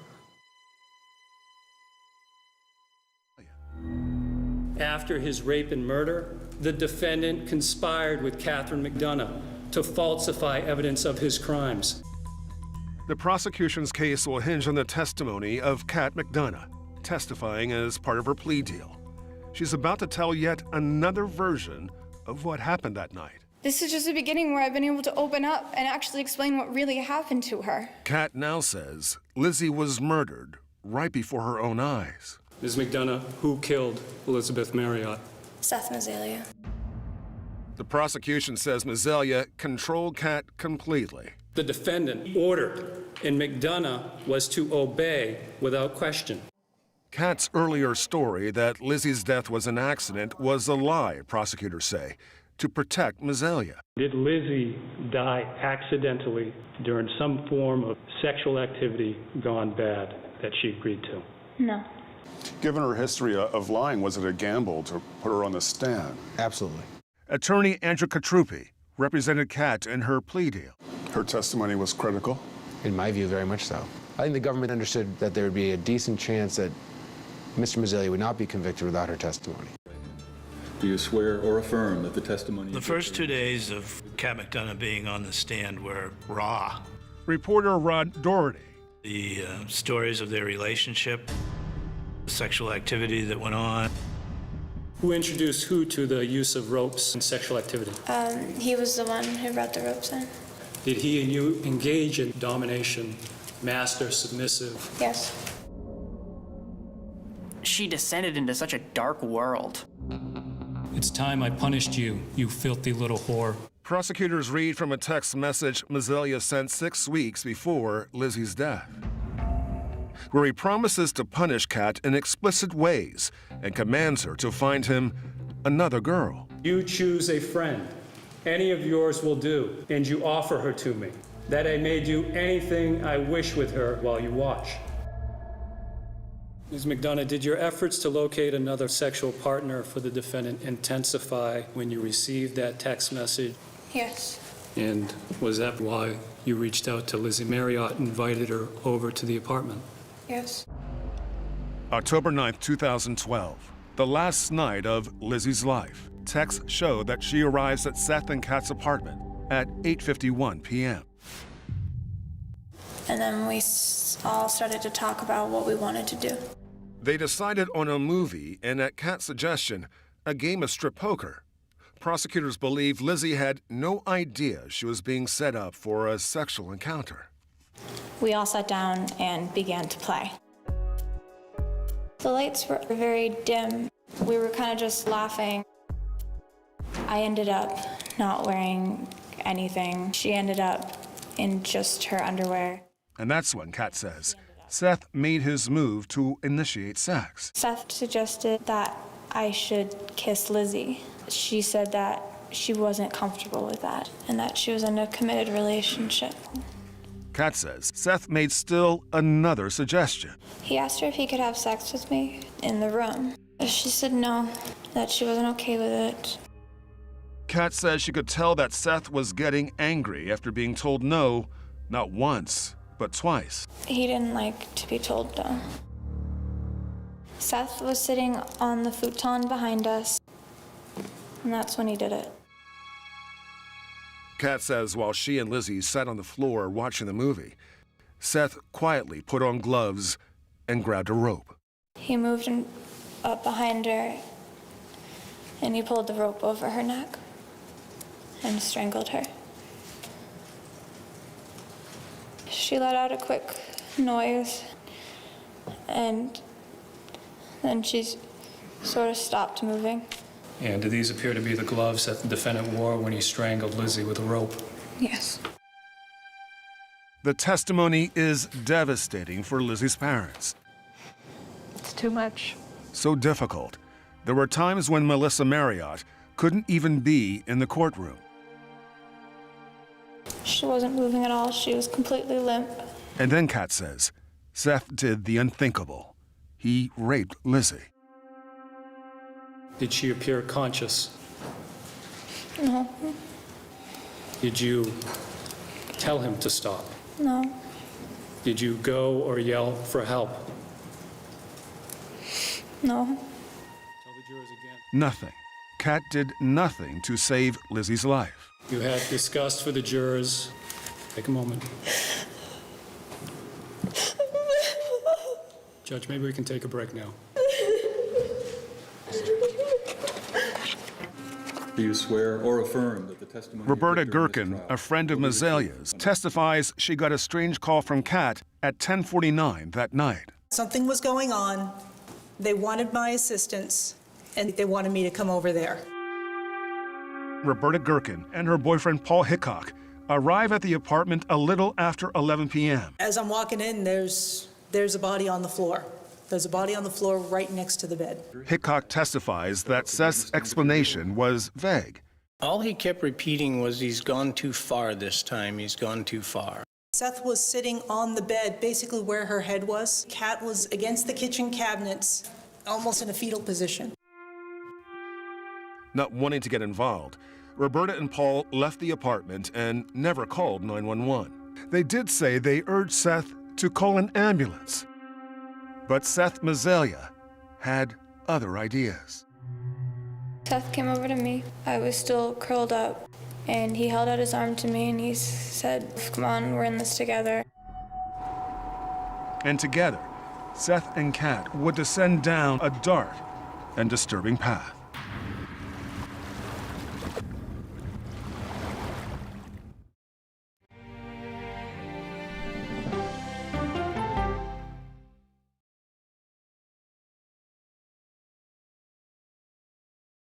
CBS Sunday night. Here we go. The ultimate tradition continues. From what I've seen, it's like chaos. America's longest-running news magazine show is back. For 60 minutes! 60 minutes. With a new season. Hey, let's go. You're willing to talk about anything. I'm open to all of it. Ask me the hard-hitting questions. So how do you get over the nerves? Honestly, it's a whole bunch of mind The most influential people.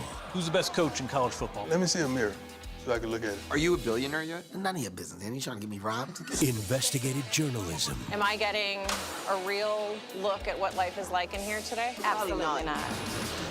Do you think people visiting know that these were looted? When stories threaten our way of life, 60 Minutes demands answers. This is the pager that Hezbollah was using.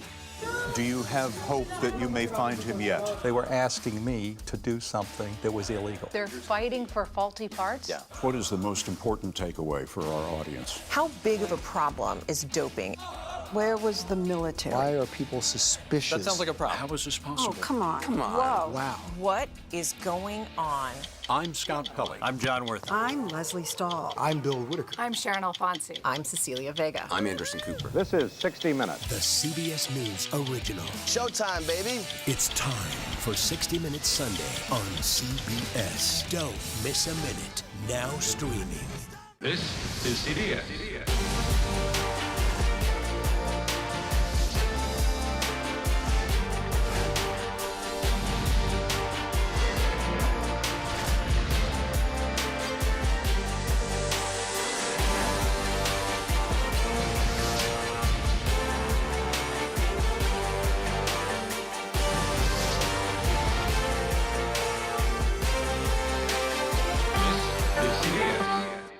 Let's do it! Let's go!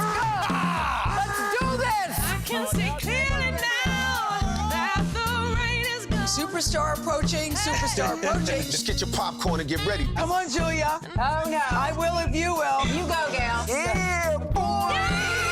Dollar Jill. If you can't get into the market, it's okay. Renting is fine. Box, oh, it's bad. Screw cap, oh, it's bad. It's not true. We are making a wonderful lemonade chicken. Hot. That's good. I wonder what Serena's doing. I wonder how Serena is feeling. That's a really good question. No one's asked me that yet.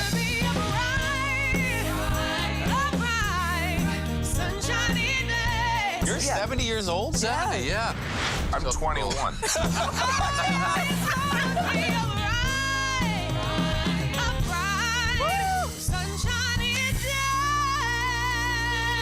We'll see you 7 o'clock sharp. Go to the ends of the earth. We'll hit the heights. a great adventure together. And reach for the stars. Star power. I like it. So cool. But wait, there's more. Experience thought-provoking. Something that's undeniable. With mindfulness. Innovative. Magical. It's like being a child. And truly original reporting. God, you do your research. I tell a good story. Because there's always something new under the sun on CBS Sunday morning.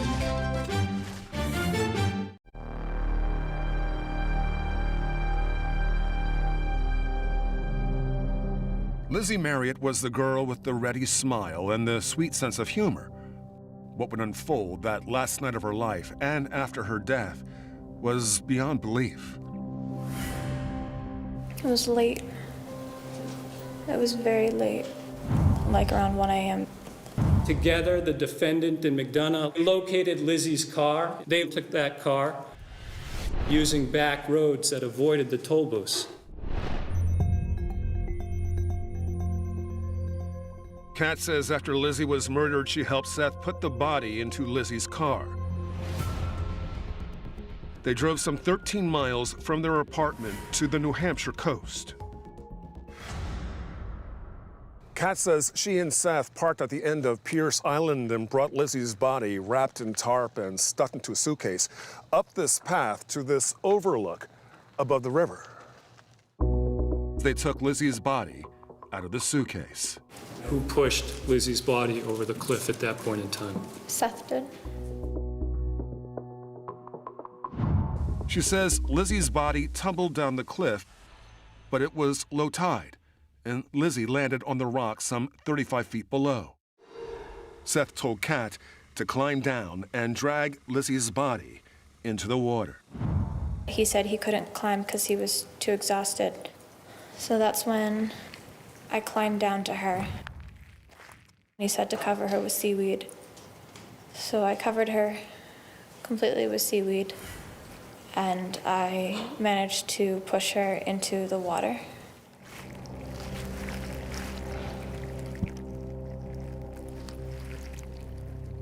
It's so hard to envision that level of evilness and disregard for humanity.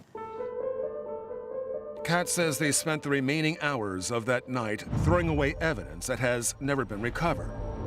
The suitcase, most of Lizzie's clothing, and the rope she was strangled with. Finally, they left Lizzie's car in a dark parking lot at the University of New Hampshire and walked the 6 miles home. Kat's attorney, Andrew Katrupi. She helped dispose of a body. She didn't call police. She didn't run away and try to get help. I can't defend that conduct at all. It's indefendable. I understand that she clearly believed that he would do the same to her. Joachim Barth is Seth Mazelia's defense attorney. Attorney Barth. Thank you, Your Honor. His strategy, prove Kat McDonough killed Lizzie Marriott. Ladies and gentlemen, Seth Mazelia did not rape and he did not murder Liz Marriott. Kat McDonough caused her death. Barth argues that Kat's testimony is a lie. Seth was nothing more than a lovesick accomplice, and Kat was the aggressor that night. Barth admits Seth did help dispose of Lizzie's body. Although Kat caused Lizzie's death, Seth was in fact there. And so he did participate in the deeply flawed acts that followed the death. They say Kat is only now blaming Seth to save herself. Barth argues the story Kat tells in this video, that Lizzie suffocated underneath her during sex, is the real truth. The defense tries at every turn to paint Kat as a liar. Do you have the capacity to look these jurors in the eye and lie to them while you project meekness and submissiveness and remorse? I'm not lying to them. Well, I'm up here to explain everything that had happened truthfully, to the point where I am admitting to awful things that I personally have done. I did lie a lot, but I don't want to anymore, and that's why I am up here telling the truth. Letters shown in court, prosecutors argue, point to the reason Kat lied for Seth. They say she was his victim in a relationship where violence and abuse were masked under the guise of so-called kinky sex. In this letter, Seth writes, "I will dominate you, brutally, without mercy." How often would the defendant be your dominant and you be his slave or submissive? All the time. Daily? Yes. Prosecutors argue this was Mazelia's method of domination and control. Regardless of whether or not you were the defendant's slave or submissive, who always had the final say on matters? He did. At the time of Lizzie's death, prosecutors say, Kat was completely isolated, cut off from her family and friends by Mazelia, and totally dependent on him. I didn't want to lose him. He was the only person I had. I didn't have anywhere else I could go. To support their claim Kat was a victim, the prosecution calls Dr. Scott Hampton, an expert on abusive relationships. You can love someone and be scared of them simultaneously. Dr. Hampton says abusers gradually take control of a victim's entire life. This is what abusers count on, is there's a very gradual increase of the manipulation, the control, and it usually just increases when they feel they need to. And Kat's attorney believes that's true. She did not do anything later on in the relationship that Seth did not want to have happen. Anything. Physical evidence would also be key to the prosecution's case. The underwear and the gloves, Kat says, Seth wore while strangling Lizzie Marriott. And this was another item that you threw away in the dumpster behind Mill Street? Yes. And these are the items, the gloves that the defendant wore when he strangled Lizzie to death? Yes. Test results found Lizzie and Mazelia's DNA on the underwear, which prosecutors say supports Kat's story of rape. But the defense contends the DNA proves nothing. The physical evidence shows what? Sex. Kat was on the stand for 10 days, but Seth Mazelia did not testify. The jury will have to make the choice. Trust Kat, an admitted liar, or the silent Seth Mazelia.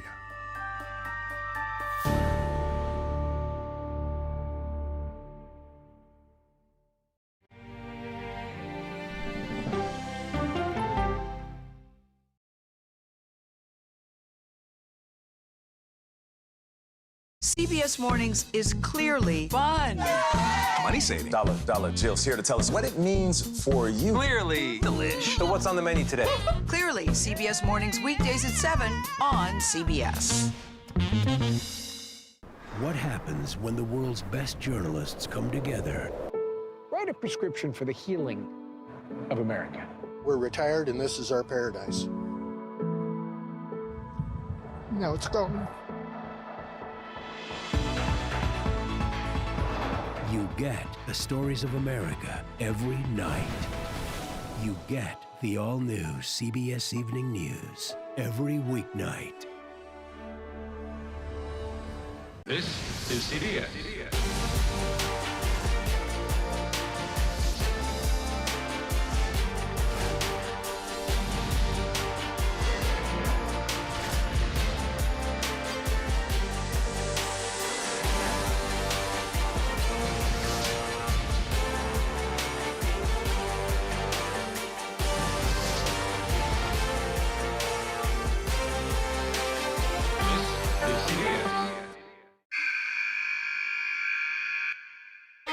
I had progressively fallen deeper into the world of online sports betting. The risk is the rush. What do you think is driving the spike in popularity? I think it's legality. If it's legal, I'm going to use it. There are ways to bet when you are 18. We've created an epidemic of child gambling. You can't walk into a male dormitory in a college campus without sports betting happening. It's America's most neglected problem. I used sports betting as a way to escape, when in reality, I'm choosing self-destruction. Whatever I had left, it was gone. The purpose of the industry is to get you to play to extinction. And that means until all your money is gone.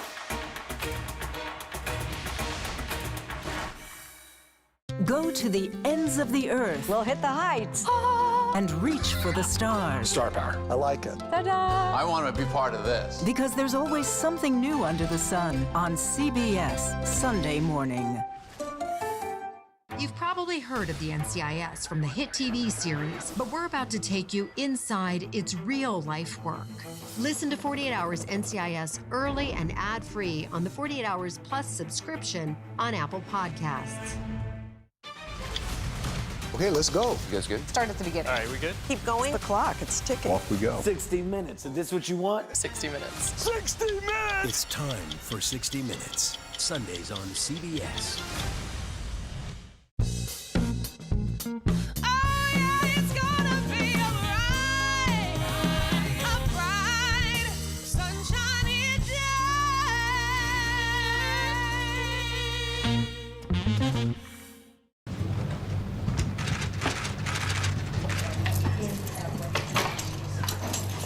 All rise for the honorable court.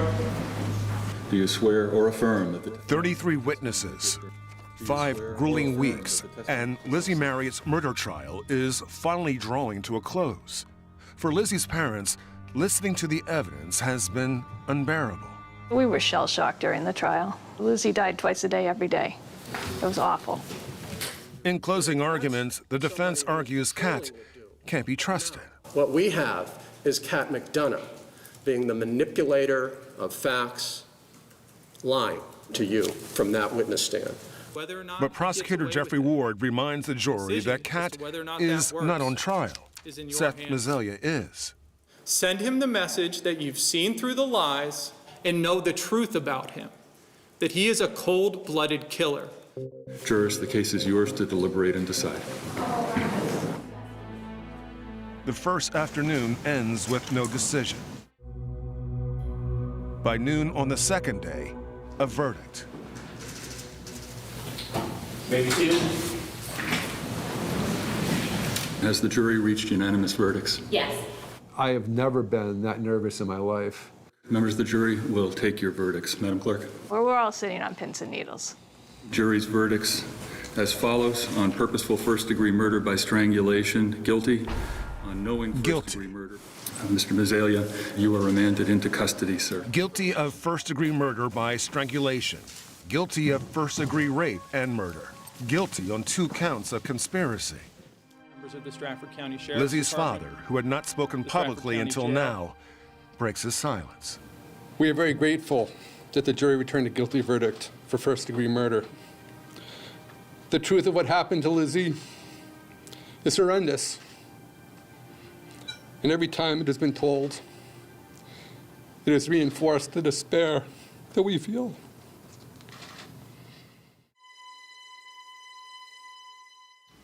The Marriotts believe Lizzie's murder was a result of an abusive relationship that spiraled out of control. I don't think that Kat McDonough, in the absence of Seth Mazelia, would have done the things that she did.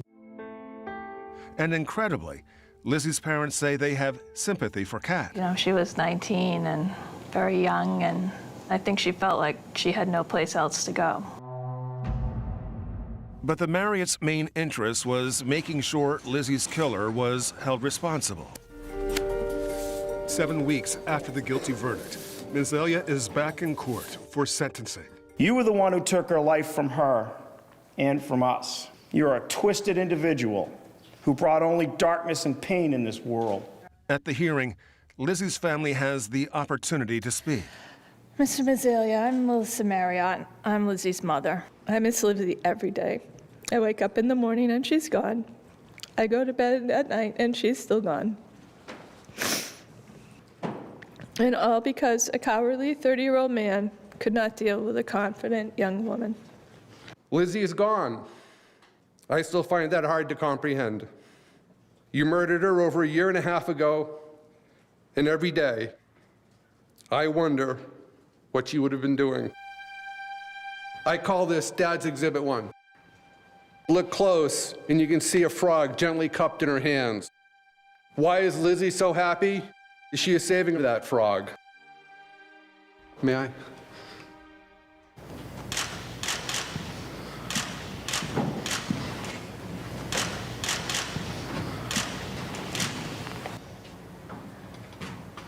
Thank you. Attorney Davis, does he wish to speak? This is his opportunity. Remarkably, Seth Mazelia now has something to say. I did not rape and murder Elizabeth Marriott. I did play a part in covering up her death. For that, I am truly sorry. Judge Haran is unmoved. On charge ID 779, first-degree murder, you were sentenced to the New Hampshire State Prison for life and shall not be eligible for parole. Mazelia is led away to spend the rest of his life in prison.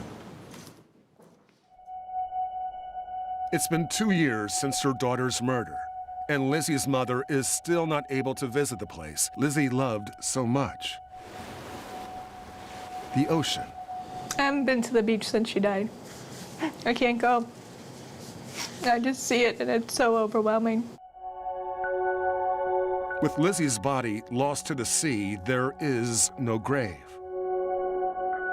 Her parents have created this simple memorial for her by a lake in the Massachusetts woods, where Lizzie's spirit can be free.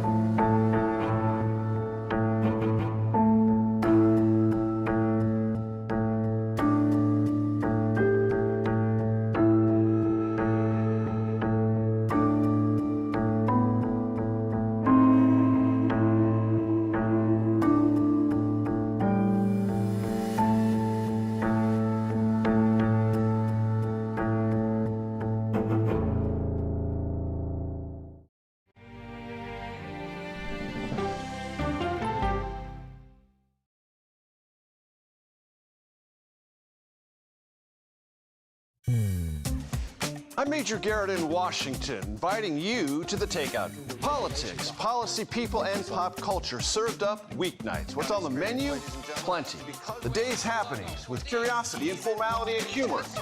It's serious discussion, but we do not take ourselves too seriously. Who is a better speaker, Mike Johnson or you? Oh, come on. Join me on the Takeout.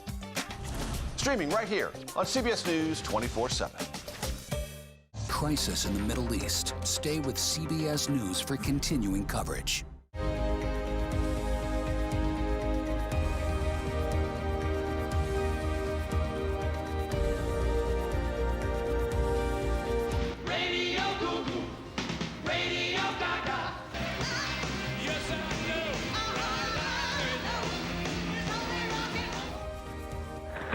Good evening from the CBS News Control Center in New York. This is Walter Cronkite reporting.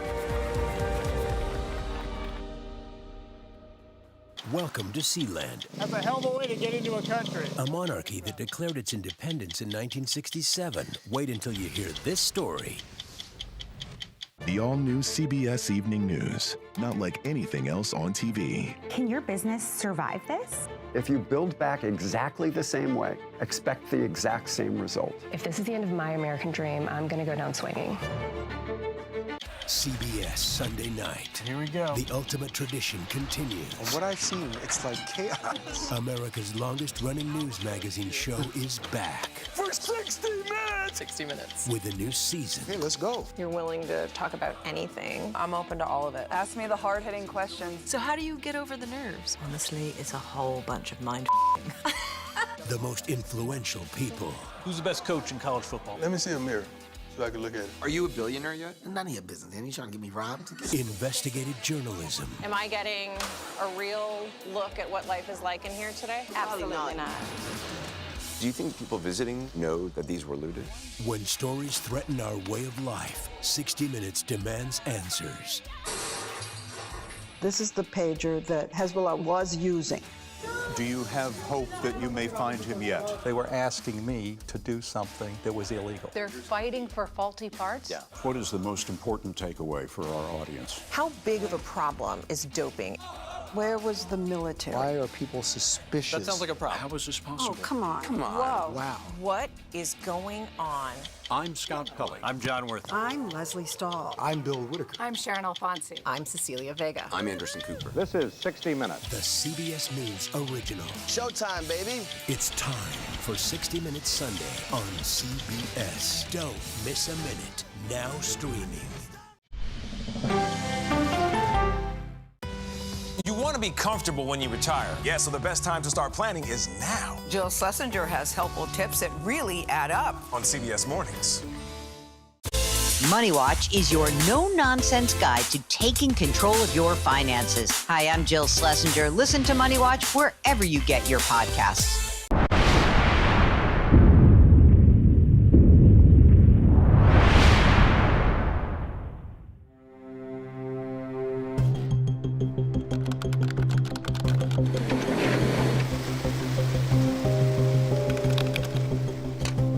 When you first started on this case, would you have ever imagined it would end up to where it is right now? No.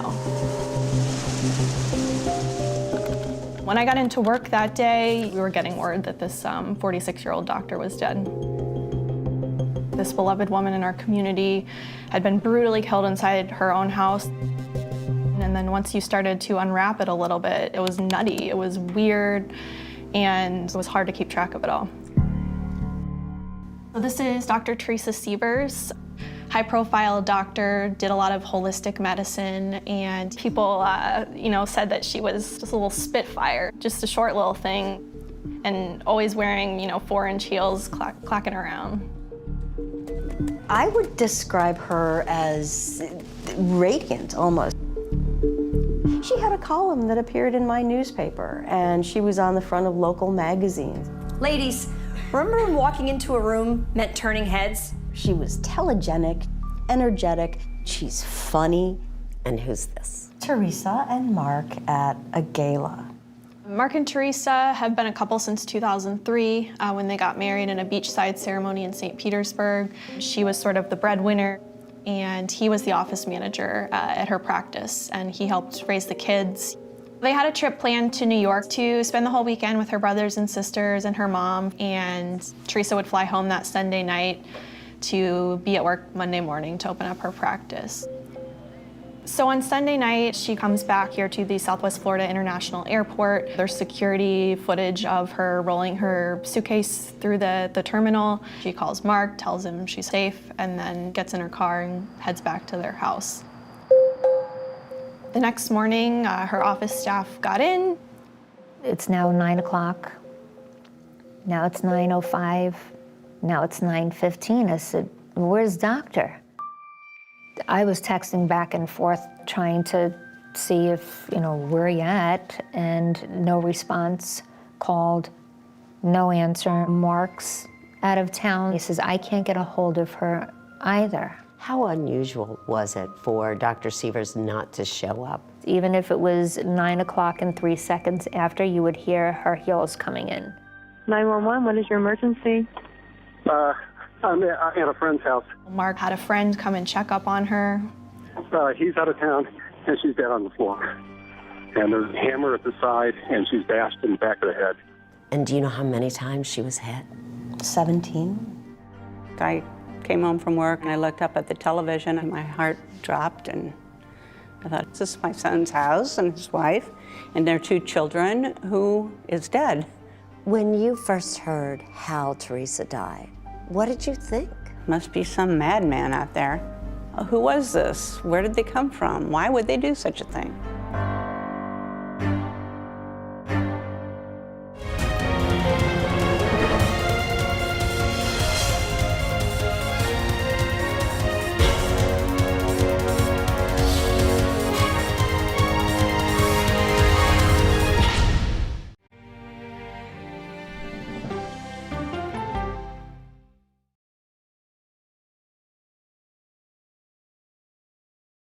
What happens when reporters take you inside the story? I've been asking for over a year and a half for access into this place, and this is the first time we're getting it. You get the all-new CBS Evening News every weeknight. This is CBS.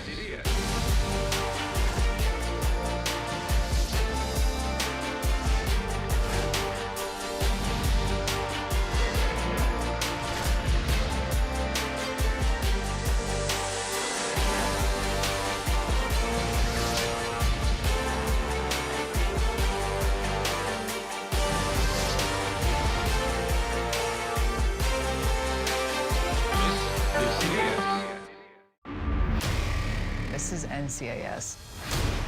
You put on that uniform, you agree to protect the person next to you, no matter what. Welcome to Australia. Match made in heaven.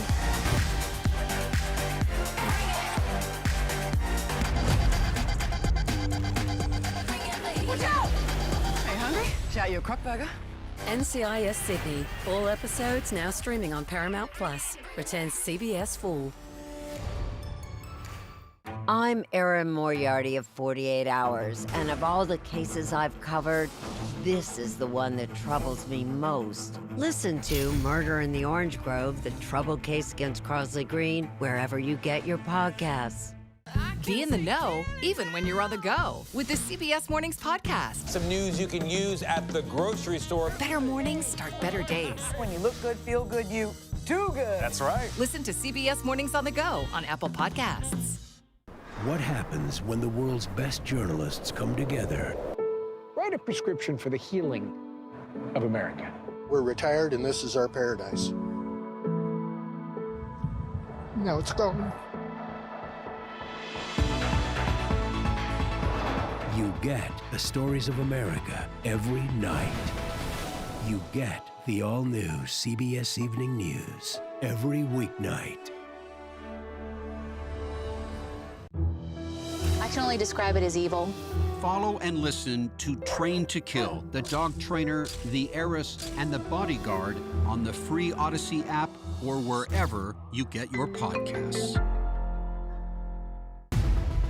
My job can get dangerous sometimes, but I'm very good at what I do. I know you're scared. I'm here to help. They said you were the best. Your daughter hired me to bring you home.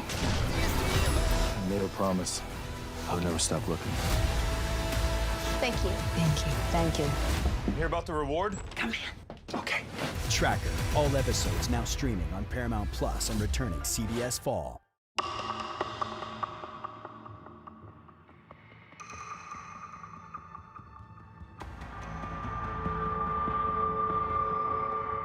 I think anytime there is a beautiful, successful woman who is murdered, that's sort of what society pays attention to, for better or for worse. The shocking murder of Dr. Teresa Sievers in Bonita Springs, Florida, was a huge story, especially for Jessica Lipscomb, who covered crime for the Naples Daily News. This mother of two who was killed brutally inside her home was horrifying to people. The doctor had cut short a family vacation in upstate New York and had flown home alone on Sunday night, June 28, 2015, so she could see patients the next morning. You kind of put yourself in her shoes, rolling your suitcase through the door, and then to be attacked by someone from behind it's hard to imagine. Investigators believe that as soon as Dr. Sievers walked into her kitchen, she was killed, struck repeatedly with a hammer. I remain astonished by why it had to be done with such savagery. Amy Bennett Williams wrote about the Sievers murder for the News Press. It's passionate, it's premeditated, it's cold. And angry. Very angry. It was just so unbelievable. When Connie Reese heard the tragic news, she contacted her stepbrother, Mark Sievers, the doctor's husband. How did he react to the death of his wife? He couldn't speak. He's not the kind of guy that's been overly emotional on the outside, but he couldn't speak. Connie and Mark became family when her mother married his father. I asked him what happened to Teresa. And what did he say? No idea. Mark met his future wife in 2003 when he was visiting St. Petersburg, Florida. Pretty much love at first sight? Well, I think by the time that he introduced her to Mom, I think he was pretty much done. He was off the market officially. Yeah, really. He was working as a nurse while she was a recently divorced physician. Teresa hung the moon She was a remarkable human being and very special, and that's the way Mark treated it from the beginning. You could hear it in his voice. They were married on the beach, surrounded by friends and family, including stepmother Jenny Weckelman. It was a sunset wedding, and she had a beautiful gown. It was very nice. Was he happy on that day? Oh my gosh. He was very happy. 6 months later, their daughter, Josephine, was born. The Sievers built a large house in Bonita Springs, and in 2007, welcomed another daughter, Carmela. How did Mark feel about being a dad? It was everything to him. They were his reason for being, but he was also all about Teresa and her mission. We talk about our physical health, mental health. That mission was to open a holistic practice where she could heal patients by blending traditional and alternative medicine. She also spread her message in speeches and videos. There's our spiritual and energetic health. We would have patients from all over the world. They would come to us after they failed everything else. Sandra Hoskins was Teresa Siever's longtime medical assistant. She wouldn't take no for an answer. Talking about the doctor still makes Sandra emotional. And as a patient, she wouldn't allow you to say, I'm never going to get better. While patients loved the doctor, Sandra and her husband Frank Pays, who also worked at the practice, admit it wasn't always easy working for Sievers. She had a short fuse. I would hear doctors screaming and yelling in the back office. Dr. Sievers would yell at the patients? She was there to help you get better. Didn't have what they call the bedside manner. Would she yell at you? Yes. Yeah, a wrist is a problem, the bigger problem. She expected perfection. And if it wasn't perfect, she would get upset. I need to maintain my mental sharpness. She was a big presence, and sometimes that meant that she got really feisty with people. She was the biggest figure in the room. While Teresa took care of her patients, Mark took care of their daughters. The girls were his pride and joy. And managed his wife's office. I've also heard it described that he allowed her to have her life. He made her life happen. Very much so, yes, because he was the support system and, saw to the day-to-day details so that she could do what she wanted to do. But even Mark couldn't escape his wife's wrath. Mark, get back here right now, get her. Mark, get out and leave Sandra alone. I'm like, oh, great. And how often would Dr. Sievers yell at her husband? Was it a pretty frequent thing? Every time. Unfortunately, that was the norm. It's almost like he had a thick skin, he just didn't care. It's the same thing that Teresa's close sister, Annie Lisa, told investigators, that Mark put up with his wife's anger because he adored her. She could finish ripping him out like, Mark, I told you 100 times, don't let the dogs out. I'm sorry, honey, you need to let. And then she would be doing something. He'd go, sweetie, let me get that for you. Mark worshiped the ground Teresa walked on. He was Mr. And according to Annie, her sister was equally devoted to Mark. Teresa always said, I'll never leave Mark. I won't ever do that to my girls. Nevertheless, within days, Mark Sievers became a person of interest. Was that just because whenever someone is killed, the first person you look at is the spouse? I think that it's become a cliche. It has to be the husband. Did he cooperate initially? Oh, yes. I think he thought he was doing the right thing. Mark spoke to investigators without a lawyer present and even handed over his cell phone and allowed them to download the contents. Was he worried he might be arrested? He thought, why would they? What kind of evidence could they possibly have? Because I didn't do anything. In fact, Mark Sievers had an airtight alibi. Remember, at the time of Teresa's murder, he and their 2 girls were with Teresa's family, 1,300 miles away.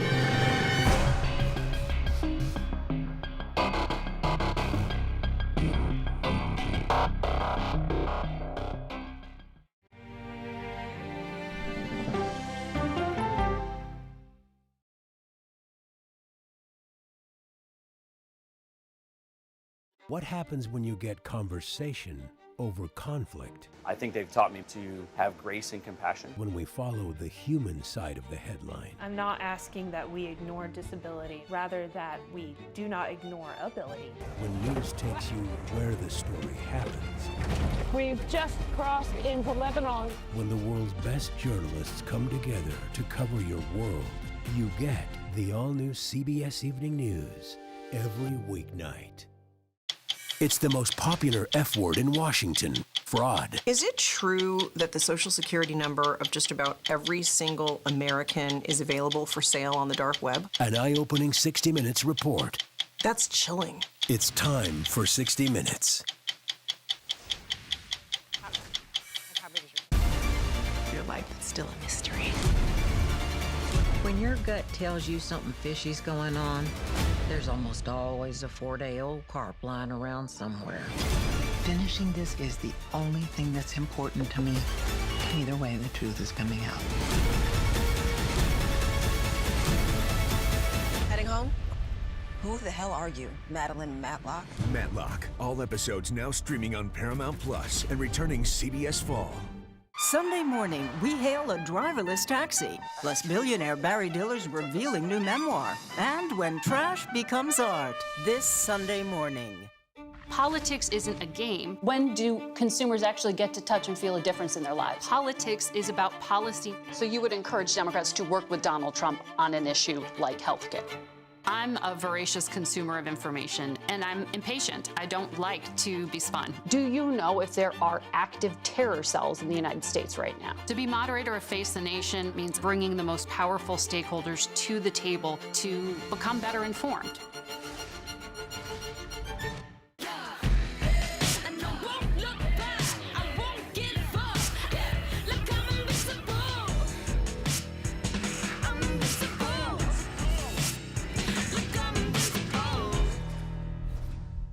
It was almost like being face-to-face with the devil. 48 Hours reports. I fought and fought. 911, what is your emergency? She disappeared off the face of the earth.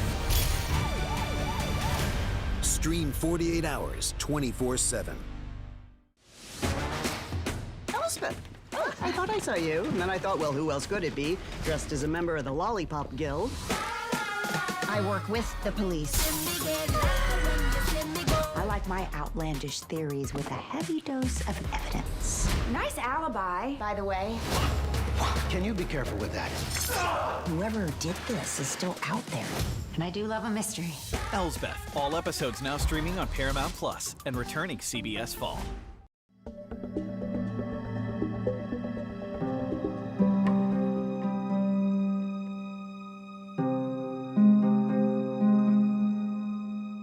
Eight days after Dr. Teresa Sievers was murdered, friends and family came together for her funeral, including Mark's stepmother, Jenny Weckelman.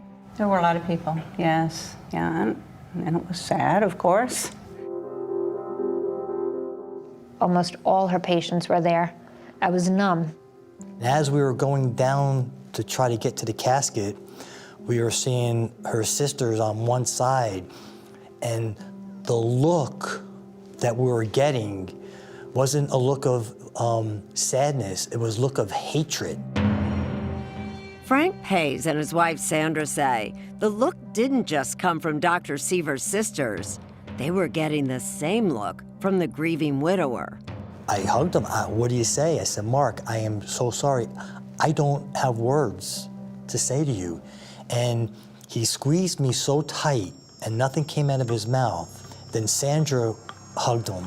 And when Mark hugged Sandra, his teeth gritted. And it wasn't nothing of sorrow or sadness. The look was hatred. I stepped back, I said, holy crap. And they weren't the only mourners who had an odd encounter with Dr. Sievers' spouse. Her ex-husband, her first husband, Kenny Cousins, was there. And he went to hug Mark and bumped into a gun that Mark had strapped to his waist. And he thought that was a jarring note on that day, that Mark came to the funeral with a gun under his jacket. Strange? Well, perhaps. But Dr. Teresa Sievers' killer hadn't yet been arrested. And according to stepsister Connie Reese, Mark was on edge. He's very much in protective mode. When you say protective mode, what do you mean? Well, I think, you know, he always keeps an eye and an ear to the ground, so to speak, and is aware of his surroundings. And, you know, he was concerned for their safety. I think it was in the back of his mind that there might be some danger to his daughters because of what happened to their mother. It just didn't make any sense. Who would want the vibrant and dedicated Dr. Teresa Sievers dead? And why kill her with such anger and force? Could have been anybody. I really thought maybe it was just somebody that was in the area and broke in or something. There were signs of a forced entry, pry marks on a side door, but Mark's extensive gun collection and $40,000 in cash discovered inside the Sievers home hadn't been touched. So when this happened, everyone wanted to know what happened with the alarm, and as it turns out, it hadn't been activated. While the family was on vacation, Mark had asked his mother, Bonnie Sievers, to feed the family pets. She had trouble setting the alarm that Sunday and told detectives her son Mark said not to worry about it. Monday morning, Dr. Sievers was discovered dead on her kitchen floor.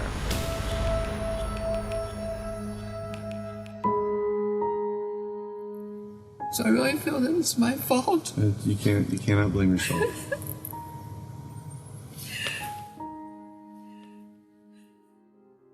Around the time of Dr. Sievers' murder, the internet was buzzing with reports about the suspicious deaths of other alternative doctors in the U.S.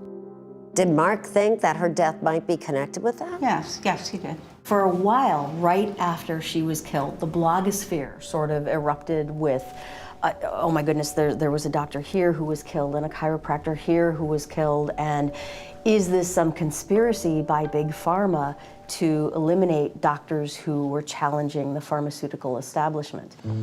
But with no real evidence to back up that theory, investigators turned their attention to the people who might have had an axe to grind with the energetic, often abrasive, Dr. Sievers. I think the theory that I heard was that maybe it was a patient. Obviously, they were interviewing all of her friends and family members, so it was pretty much like a wide open field of suspects at that point. I also heard her say over the years that, Sandra was bad-mouthing Teresa. A surprising name emerged. In her police interview, Dr. Sievers' sister, Annie Lisa, said she heard Sandra Hoskins was a disgruntled employee. That's the same Sandra who seems so upset by Dr. Sievers' death. You may not like your boss, but you don't badmouth them to patients that are coming in the doors, like Dr. Sievers. She's a bitch. I'm like, oh my God, they think I did it. Sandra, who claimed she had been treated harshly by Dr. Sievers in the past, had planned to hand in her resignation that very Monday the doctor was found dead. According to Sandra, the doctor told her she was bringing bad energy to the office. Now I know why I was not received very well at her memorial. Why would anyone think that you did this? That is shocking to me. A lot of the patients did know the way she treated me. And so people thought maybe you just had enough. And when a detective called her husband Frank, he greeted me, he took me into this little room, and he left me there. I'll be right back then, all right? And I sat in the room 5, 10 minutes, maybe even 15 minutes. Suddenly, he realized all eyes were on him. And then all of a sudden, it dawned on me, I go, holy crap, I'm being watched. I saw a piece of dust on the floor, and I started counting Mississippi. 1 Mississippi, 2. I got to 120-ish, and then the detective walked in, and he asked me point blank, did you have a sexual relationship with Doctor outside the office? Never had a relationship with her outside of work or anything like that. Dr. Sievers ever come on to you? And he goes, did you have a sexual relation with Doctor inside the office? I said, absolutely not. Police were suspicious because Frank had been let go from his job at Dr. Sievers' practice by her husband Mark 9 months before she was murdered. But why did they think that you could have killed Teresa Sievers? Don't know. I mean, were you worried about Frank? I wasn't worried about him because I know he didn't do it. And Frank says he had an alibi. Then, in late August 2015, nearly 2 months after Dr. Teresa Sievers was murdered in her Florida home, a stunning break in the case. Police made arrests, and the suspects were not from Florida. So we showed up to a press conference, I believe that August, and the sheriff gets up there and tells us simply the name of the first suspect, Jimmy Rogers.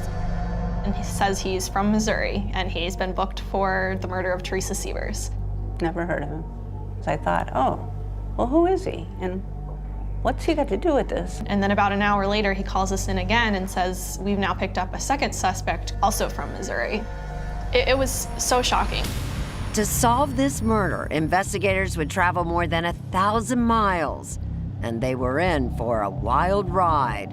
They would soon discover this case had as many twists and turns as the Missouri River.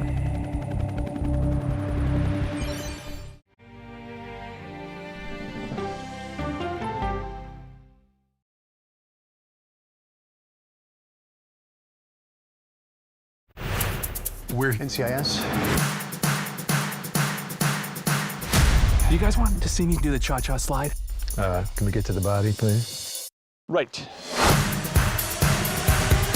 Oh, what's got you so punchy lately? Not punchy, passionate. This is a great team. For what? We're NCIS. NCIS, all episodes now streaming on Paramount Plus and returning CBS Fall.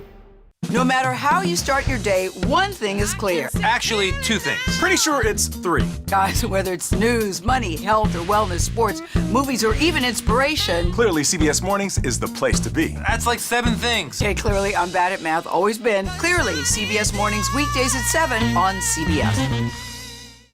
We can start whenever you're ready. Ready? Yeah. No, stop! Wrong pedal, wrong other pedal. Oh, he's in a wheelchair. What do you want? Come on, stop the car. That's a kid. Kid.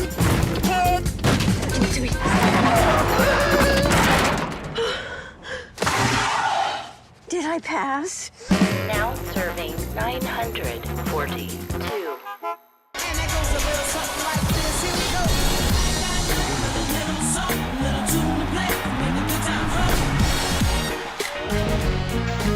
Go to the ends of the earth. We'll hit the heights. A great adventure together. And reach for the stars. Star power. I like it. So cool. But wait, there's more. Experience thought-provoking. Something that's undeniable. With mindfulness. Innovative. Magical. It's like being a child. And truly original reporting. God, you do your research. I tell a good story. Because there's always something new under the sun on CBS Sunday morning.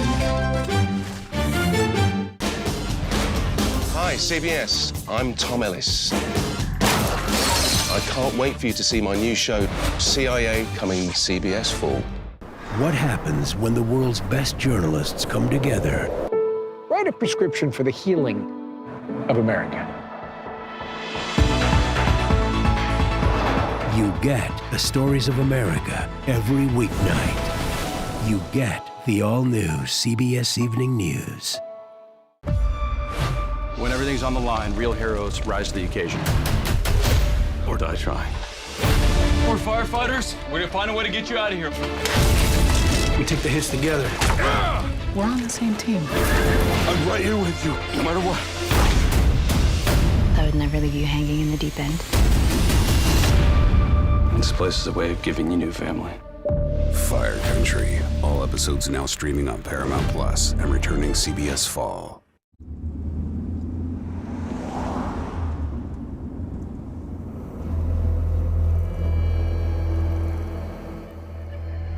Teresa Sievers was bludgeoned to death with a hammer. Neighbors are still waiting for answers. The 2 arrests for Teresa Sievers' murder, made 1,100 miles away in Missouri, seemed to come out of the blue. Mark's stepmother, Jenny Weckelman, Why? What's going on? Just seemed like such a disconnect. No one had ever heard of the suspect, Jimmy Ray Rogers, but it was the mugshot of the other suspect, Wayne Wright, that struck everyone. He had an uncanny resemblance to the victim's husband, Mark Sievers. All I can say is that their physical similarity was the subject of plenty of newsroom talk. Local reporter Amy Bennett Williams. We would show photos of them side by side and say, is there some blood bond here of which we're not aware? They look alike. At least in pictures, they look like twins. That's when I started to believe, that definitely there is not something right with Curtis Wainwright. As it turns out, Curtis Wainwright, he goes by Wayne, was no stranger to Mark's family. He was Mark's very good friends. From ages and ages, so I didn't believe it. I didn't. It just didn't make sense. Wayne and Mark had grown up together in Missouri.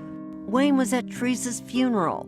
He had celebrated Mark and Teresa's wedding with them. And just 2 months before the murder, Mark had been Wayne's best man at his wedding. Wayne was also quite literally a familiar face around the office. Did you two know Wayne Wright? How did you know him? He was the computer guy that looked just like Mark. Wayne would travel from Missouri to Florida to work on the computers in Dr. Sievers' office. How would you describe Wayne? He was geeky. All he wanted to do was get the computers up and running, focused. But to me, he just seemed like a very geeky creepster. Did he make you nervous? A little bit. I can't explain it. It's just a woman's intuition. How would you describe Mark and Wayne's relationship? They appear to be close friends? Yeah. He always said he's my brother from another mother. Yeah, that was his lingo. Back in Hillsboro, Missouri, Greg Bolin knew both Mark and Wayne when they both had hair. This here is Hillsboro Elementary School. This is where me and Wayne met for the very first time in 3rd grade. Greg Bolin remembers his high school classmate Wayne as a tech whiz, the kid voted most dependable, and as a fun guy to hang around with. He actually ran for and became our class president. Smart? Very smart. Quite honestly, he was one of the smartest people with computers that I ever met. But it wasn't long before Greg suspected Wainwright had a dark side. In 1996, Greg's brother Ronnie Bolin, a preacher, mysteriously disappeared. His body has never been found, and according to police, Ronnie was last seen with Wayne. Do you believe Wainwright killed your brother? Yes, I do. You have no question about that? I have no doubt in my mind.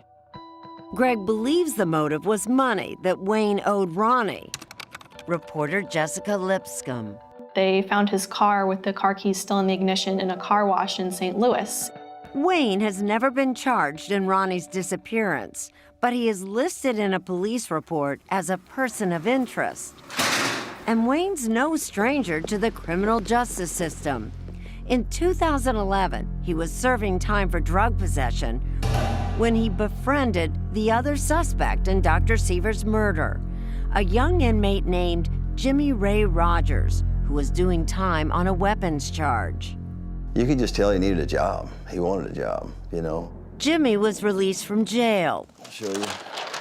Tyler Juliet and Jeff Conway hired him to work at a contracting company. He liked to tell a lot of stories. A lot of things he told at the time, nobody really believed Jimmy. He liked to brag a little bit about the things he had done in the past. A colorful criminal past. He says Jimmy would brag about con jobs ranging from stolen merchandise to counterfeit money. I never felt Jimmy was a dangerous guy. I just felt like he was a blowhard, honestly. I really felt like he was just a talker. Conway recalls that he had asked Jimmy to work on Monday, June 29th. But Jimmy texted him back and said he wasn't available. All it said was, I can't do that, I'm still in Florida. It was on June 29th that Dr. Teresa Sievers was discovered bludgeoned to death with a hammer inside her Florida home. And it didn't go unnoticed to investigators that Jimmy Ray Rogers had a unique nickname. Supposedly, Jimmy Rogers' nickname was the Hammer, but I think that was more of like a self-given nickname. If you talk to some of his friends from high school, they say nobody really called him that. But I think maybe going to jail for the first time, you know, trying to make a name for himself, maybe that's something he sort of assigned himself to fit in. Why was Jimmy the Hammer Rogers in Florida that fateful weekend? Was Wainwright with him? And what led authorities to believe they were involved in a doctor's murder?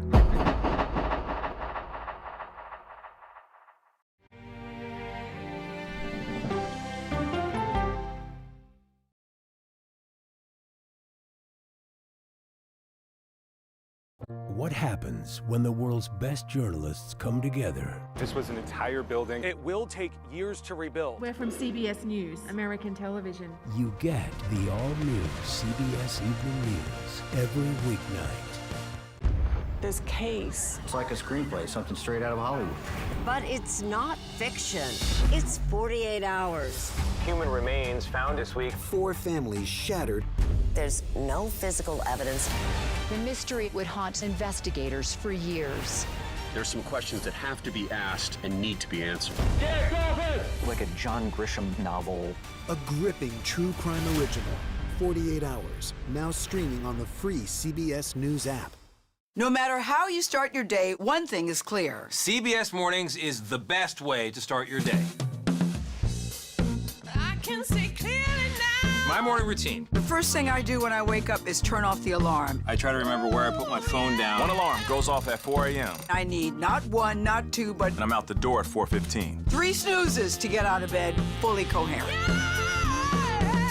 How much detail are you looking for? I love a bath full of bubbles. The more bubbles, the better. I'm very quick with the actual coffee, shave, shower, dressed out the door, but all around that is just pure chaos. For example, this morning, these are dirty socks. You want my honest answer? Am I a morning person? I gotta be honest. I wish morning started at like 10 a.m. Can I say that? Clearly.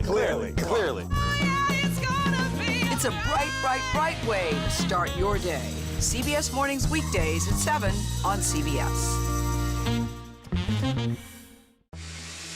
People with developmental disabilities were once sequestered by the hundreds of thousands in institutions. Many of our fellow citizens are suffering tremendously because lack of attention, lack of imagination, lack of adequate manpower. Disability activists have since torn down barriers blocking them from living at home or in the community. We conclude that Title II of the ADA requires states to provide community-based treatment for persons with mental disabilities. But of the 16,000 people who remain in state-operated institutions, half are in 5 states, and Illinois is one of them. I don't want to live in the institution. It makes me feel discriminated against.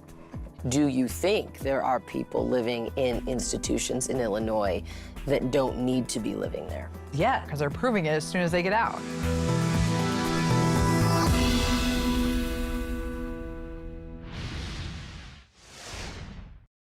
What happens when we follow the human side of the headline? I was in tears. Life is a little bit different now. It's gonna take a while to get used to. And I said it to myself that I can't make this about me. You get the all-new CBS Evening News.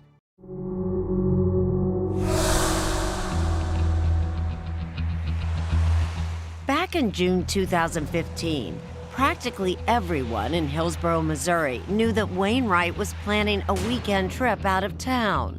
Reporters Amy Bennett Williams and Jessica Lipscomb. He let it slip to lots of people that he was going down to Florida, told some people he was even going to visit the Sievers. Word was out, and it wasn't long before police got a tip that Wayne had been in Florida at the time of Dr. Sievers' murder. And he hadn't gone there alone. He went with his jailhouse pal, Jimmy the Hammer Rogers. He had actually told me a couple weeks before that he might be going to Florida. Yeah, I've been working on this today.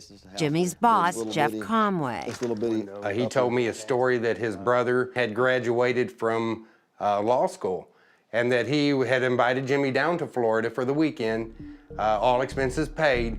But he told his pregnant girlfriend, Taylor Shoemaker, another story, that he was going out of town for a few days to work with Wayne. He had told her that he was going down to make some money. Detectives from Florida arrived in Hillsborough, Missouri, weeks after Jimmy and Wayne returned from their trip. They confronted Wayne about that tip placing him in Florida. He shut them down, but a GPS exposed a lot of what they needed to know. On the morning of June 27, 2015, Wainwright got into a rental car here in Hillsborough, Missouri, and then went to pick up Jimmy Ray Rogers. At some point, this address was put into the GPS, and then the two men took off for the 1,100-mile ride to Bonita Springs, Florida. After driving all day and all night on Sunday, June 28th, Wayne and Jimmy arrived at the Seavers home, the Bonita Springs address. It's all right there in the GPS. A digital footprint for investigators. When Jimmy and Wayne arrived around 6 a.m., authorities believe they turned off the house alarm. That may explain why Mark's mother, Bonnie, was so confused about the alarm system. I was not there at 6:09 in the morning. He was turned off at 6:09. Someone was in there? That's what we're trying to work out. Oh my God. Then, according to the GPS, Jimmy and Wayne left the Seavers home and typed in another address for a Walmart to do some shopping. Obviously, looking at that security footage from the Walmart, they're able to pretty quickly determine that that's who was with Wayne.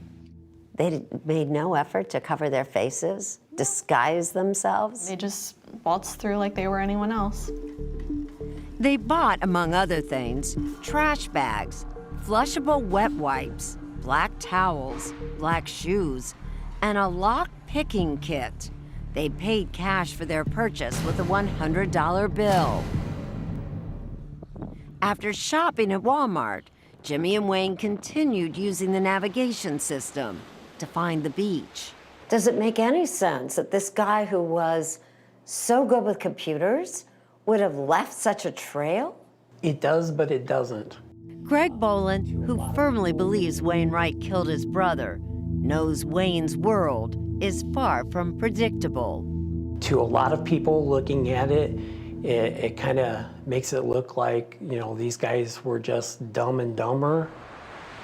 After soaking in some sun at the beach, according to police affidavits, Wayne and Jimmy returned to the Seavers home, where they hung out for hours in the garage, lying in wait for an unsuspecting Dr. Seavers to arrive. Which one do investigators believe actually did the killing? There was a story or two in which Wayne said that he started and Jimmy finished. Less than an hour later, in the early morning hours of Monday, June 29th, the GPS shows Jimmy and Wayne on the highway headed northbound for the 17-hour drive back to Missouri. The electronic trail would eventually lead detectives to Jimmy Ray Rogers' door. Just like Wayne, he denied being involved.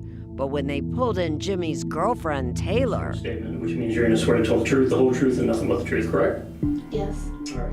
What a story she had to tell. Jimmy Ray Rogers took his girlfriend, Taylor, for a ride right along here, Route 47 in rural Missouri. And along this road, he asked her to throw out parts of his cell phone, which he had smashed earlier, some gloves, and a jumpsuit. He said throw this in the river, and it took me a minute to click in, and then I threw the gloves out, and I waited a minute, and then I threw out the jumpsuit. Okay. Did you ask why, or you just did it? No, I just did it. I was scared. Okay. It's understandable. Taylor told police that's when she pushed Jimmy to tell her exactly what happened in Florida.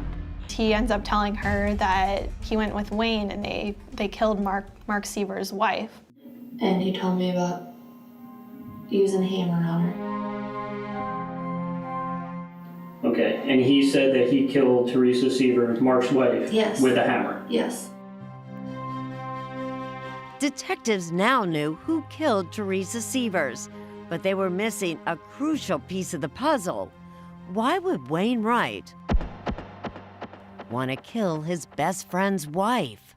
Did everyone then say, oh my gosh, Mark had to be involved? Definitely. I mean, there was really no putting Wayne in Florida in Bonita Springs inside their house without Mark knowing about it. Or was there?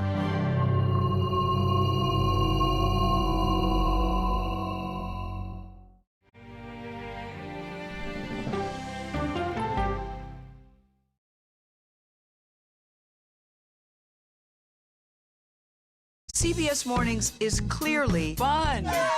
Money saving. Dollar Jill's here to tell us what it means for you. Clearly Delish. So what's on the menu today? Clearly, CBS Mornings weekdays at 7 on CBS.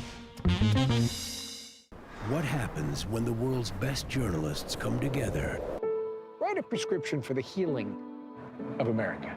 We're retired and this is our paradise. Now it's gone. You get the stories of America every night. You get the all-new CBS Evening News every weeknight. This is CBS.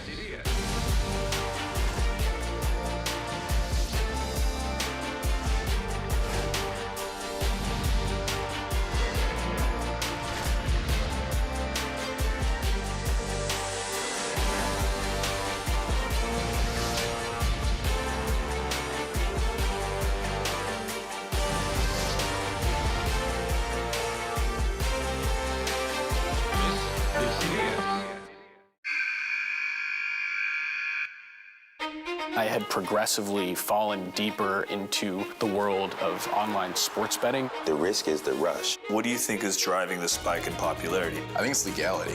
If it's legal, I'm going to use it. There are ways to bet when you are 18. We've created an epidemic of child gambling. You can't walk into a male dormitory in a college campus without sports betting happening. It's America's most neglected problem. I used sports betting as a way to escape, when in reality, I'm choosing self-destruction. Whatever I had left, it was gone. The purpose of the industry is to get you to play to extinction. And that means until all your money is gone.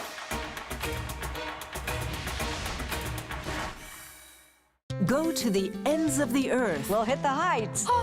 And reach for the stars. Star power. I like it. Ta-da! I want to be part of this. Because there's always something new under the sun on CBS Sunday morning.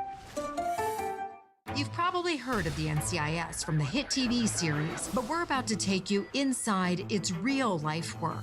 Listen to 48 Hours NCIS early and ad-free on the 48 Hours Plus subscription on Apple Podcasts. Okay, let's go. You guys good? Start at the beginning. All right, we good? Keep going. It's the clock. It's ticking. Off we go. 60 minutes. Is this what you want? 60 minutes. 60 minutes! It's time for 60 Minutes, Sundays on CBS.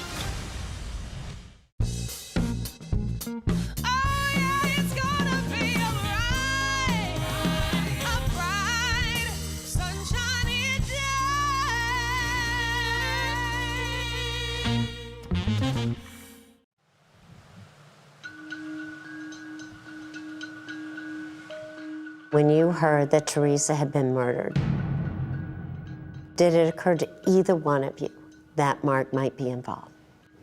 No. Not even a thought in the back of your mind? No, absolutely not. Mark Seaver's family can't accept what just about everyone else had long suspected.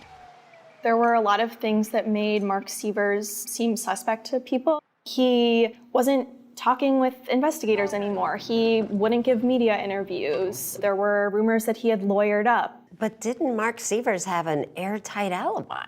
Even with the alibi of being with his two daughters, people just couldn't find what a possible motive could be for anyone else to be interested in killing this woman. The Sievers may have looked wealthy with their big house and successful medical practice, but they had serious money problems. There's a significant IRS lien on the home. Mark said that they often lived paycheck to paycheck. I think that there was sometimes almost panic about money. When investigators uncovered 5 life insurance policies for Teresa, totaling more than $4 million, it was a red flag. So was that trip Mark made to Missouri to be Wainwright's best man. And as it turns out, the other suspect, Jimmy Ray Rogers, was also a wedding guest. Investigators wondered if that's where Mark hatched a plan with the two men. Taylor Shoemaker, Jimmy's girlfriend, claimed this was a murder for hire and that Jimmy was supposed to be paid $10,000. And then asked him how does he make money, and it was murdering Mark's wife. He said that Mark hired Wayne. Yes, and Wayne hired him. Mark didn't know anything about Jimmy being hired. Where's the money supposed to come from? Insurance from her death. Okay, and did he ever get paid? No. And yet, Mark was not arrested.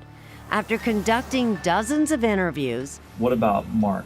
He would come in and we would joke. examining thousands of documents, and arresting Wayne and Jimmy, detectives still didn't have the proof they needed to connect Mark to his wife Teresa's murder. And then, almost 8 months after Teresa Severs was killed, Wayne Wright, facing a possible death sentence, suddenly turned on his brother from another mother, and he took a deal. Mr. Wright, why are you pleading guilty today to second-degree murder? Self-preservation is a powerful thing. Wayne admitted killing Teresa. I'm pleading guilty because of my role in the planning and participating of the murders of Teresa Severs. And he accused Mark Severs of being the mastermind. That's all police needed. Mark, did you hire Wayne Wright to kill your wife? Mark Severs was charged with the murder of his wife. Did you hire anyone to kill your wife? It is clear to me that he had nothing to do with this murder. Mark's attorney, Antonio Fega. At the end of the day, when Wayne was faced with the death penalty, he said, I've got to involve somebody else, and that somebody else had to be Mark.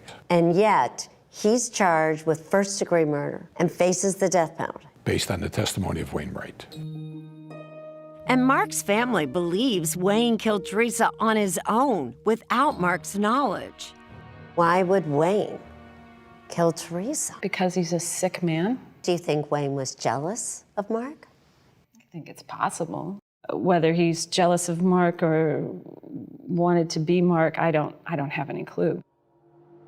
They say it was Wayne who began to model himself after Mark, even shaving his head when Mark began to bald. They didn't look alike when we were younger. Missouri friend Greg Bolin. They morphed into each other over the years. If it was by chance or by their plan, I don't know. But if Wayne killed Teresa Severs on his own, how would he have known she was coming home alone that Sunday evening? Is it possible at all that Wayne Wright in Missouri could have known what Teresa was up to, her schedule? Absolutely. Absolutely. He didn't need to talk with Mark. He could have found that out on his own. Yes. It turns out Wayne may have been eavesdropping on the Severs for years. He set up their office computer system and would troubleshoot.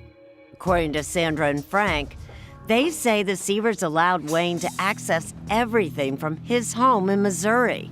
He can creep on the computer anytime he wanted and do whatever he wanted. He saw everything that was going on in the office. Is it possible that Wayne knew more about what Teresa was doing than her own husband knew? Possible. Connie Reese can't imagine Mark could have had anything to do with the death of his wife. I love my brother. You know, I know that terrible things do happen and people do things to people that they love, and I try to be open-minded about that, but he's not a sociopath. He wouldn't do this to his children. Just not possible. Did Mark Severs want his wife dead because of jealousy or money? Or was he betrayed by his best friend?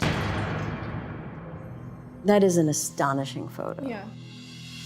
In their jail uniforms, it looks like a mirror image. Mark, accused of planning his wife's brutal murder. Wayne, the admitted killer. Jimmy the Hammer Rogers and Mark Severs both have pleaded not guilty and will be tried together. A jury We'll have to find the truth behind Dr. Teresa Seaver's murder. Dr. Seavers lived dramatically, and she died dramatically. Nobody really got what they wanted here. Her husband didn't get what he wanted. He's in jail, facing death. Her children lost both their parents. So it seems pointless that it happened, and it's just hard to make sense of.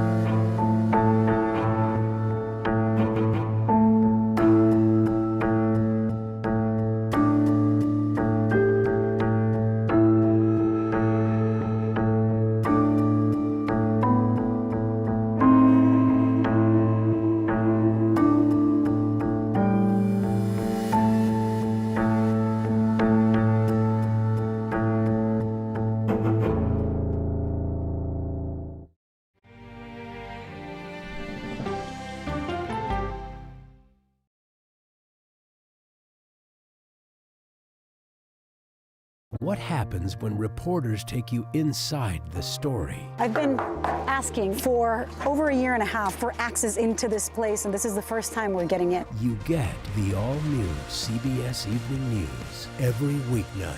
This is CBS.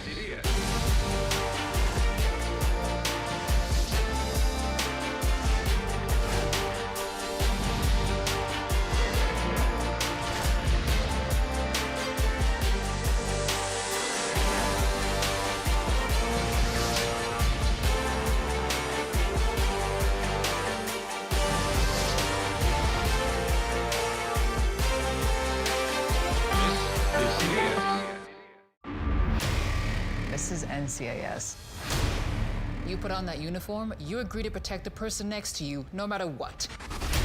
Welcome to Australia. Match made in heaven.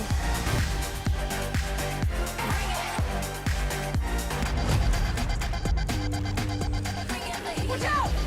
Hey, hungry? Shout you a crock burger? NCIS Sydney. All episodes now streaming on Paramount Plus. Returns CBS Full.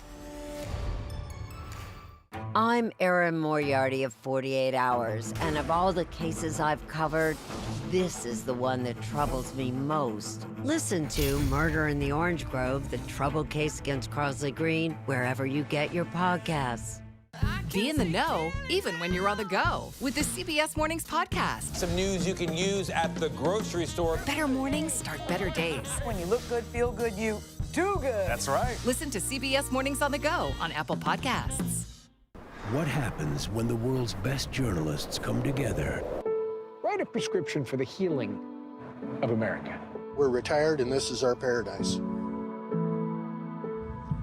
Now it's gone.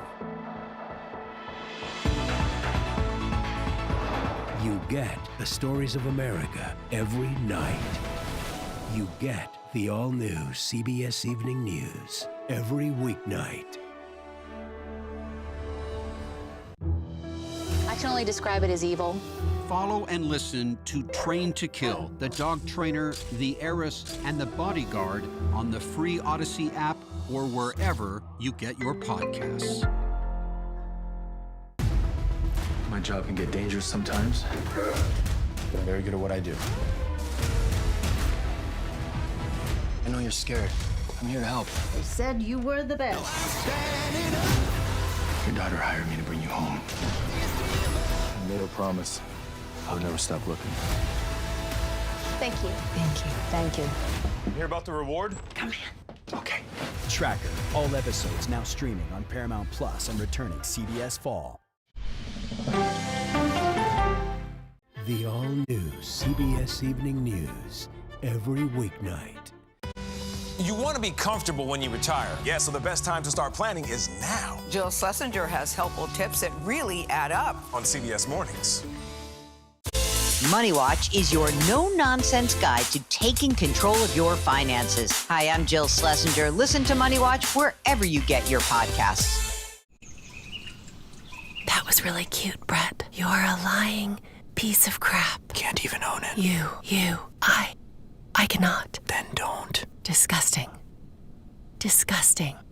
I can't believe on my daughter's birthday that you would drag my name through the mud like this. Trash. You're trash. See what everyone will be whispering about this summer when Big Brother returns July 10th on CBS and streaming on Paramount Plus.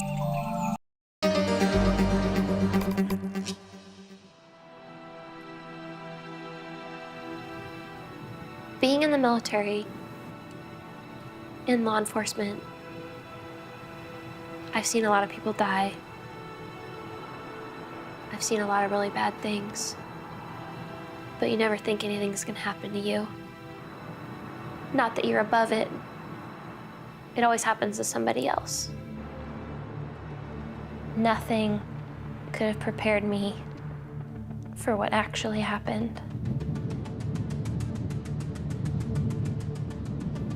The deputy showed up at my door. All he said was, "You need to call your dad." My dad started crying, and he told me that there had been a fire at my mom's house. The only people living in the house was my mom, Vicky, her boyfriend, John, and my little sister, Becky. We're still waiting for positive identification on 3 bodies found at a burned-out home in Pinyon Pines. We knew right away that everyone was dead.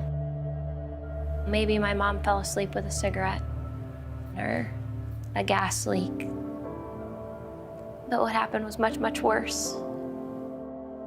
I learned that Becky was found in a wheelbarrow.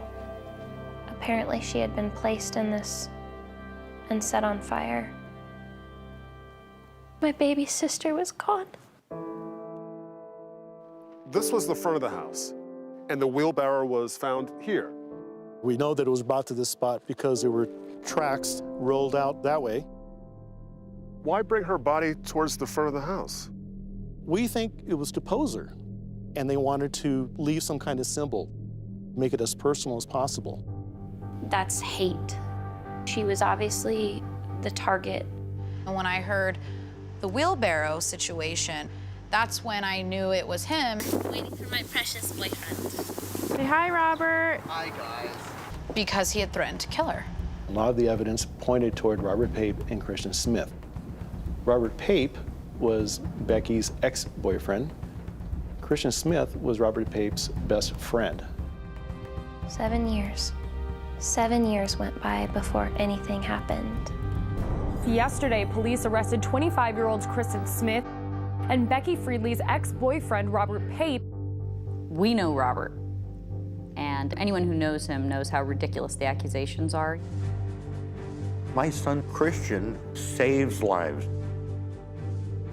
He saved lives in Afghanistan. He doesn't take lives. There's no way. It's all very obvious that there's no way. Robert Pape and Kristen Smith are accused of 3 counts of murder.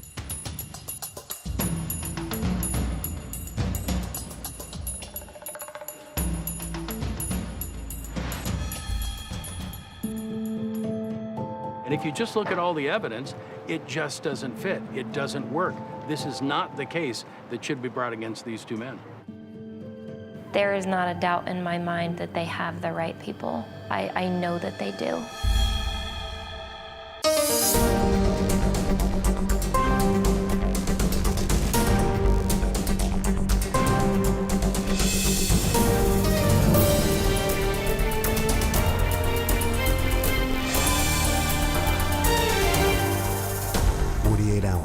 Murder in Pinyon Pines.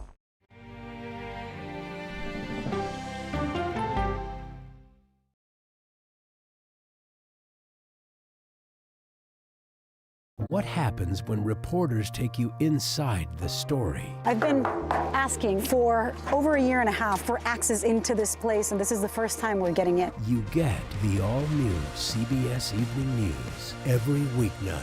This is CBS.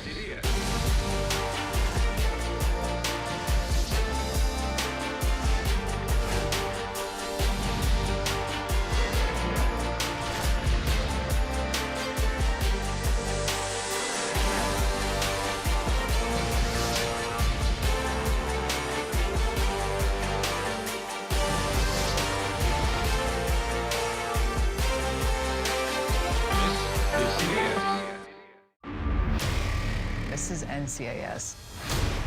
You put on that uniform, you agree to protect the person next to you, no matter what. Welcome to Australia. Match made in heaven.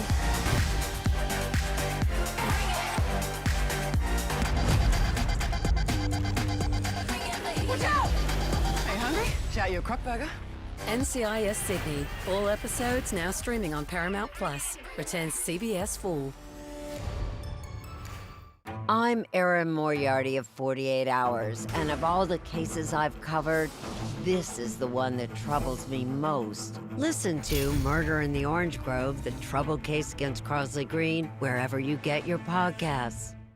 Be in the know, even when you're on the go, with the CBS Mornings podcast. Some news you can use at the grocery store. Better mornings start better days. When you look good, feel good, you do good. That's right. Listen to CBS Mornings on the go on Apple Podcasts. What happens when the world's best journalists come together? Write a prescription for the healing of America. We're retired and this is our paradise. Now it's gone. You get the stories of America every night. You get the all-new CBS Evening News every weeknight. I can only describe it as evil. Follow and listen to Train to Kill, The Dog Trainer, The Heiress, and The Bodyguard on the free Odyssey app or wherever you get your podcasts. My job can get dangerous sometimes, but I'm very good at what I do. I know you're scared. I'm here to help. They said you were the best. Your daughter hired me to bring you home. I made her promise I would never stop looking. Thank you. Thank you. Thank you. You hear about the reward? Come in. Okay. Tracker. All episodes now streaming on Paramount Plus and returning CBS Fall. It was a vicious triple homicide, but there were almost no clues left behind. That's because a fire consumed the crime scene, destroying vital evidence. With the investigation hampered from the start, it would take nearly 12 long years to bring this case to trial and to its emotional conclusion. Troy Roberts brings us the murder in Pinyon Pines.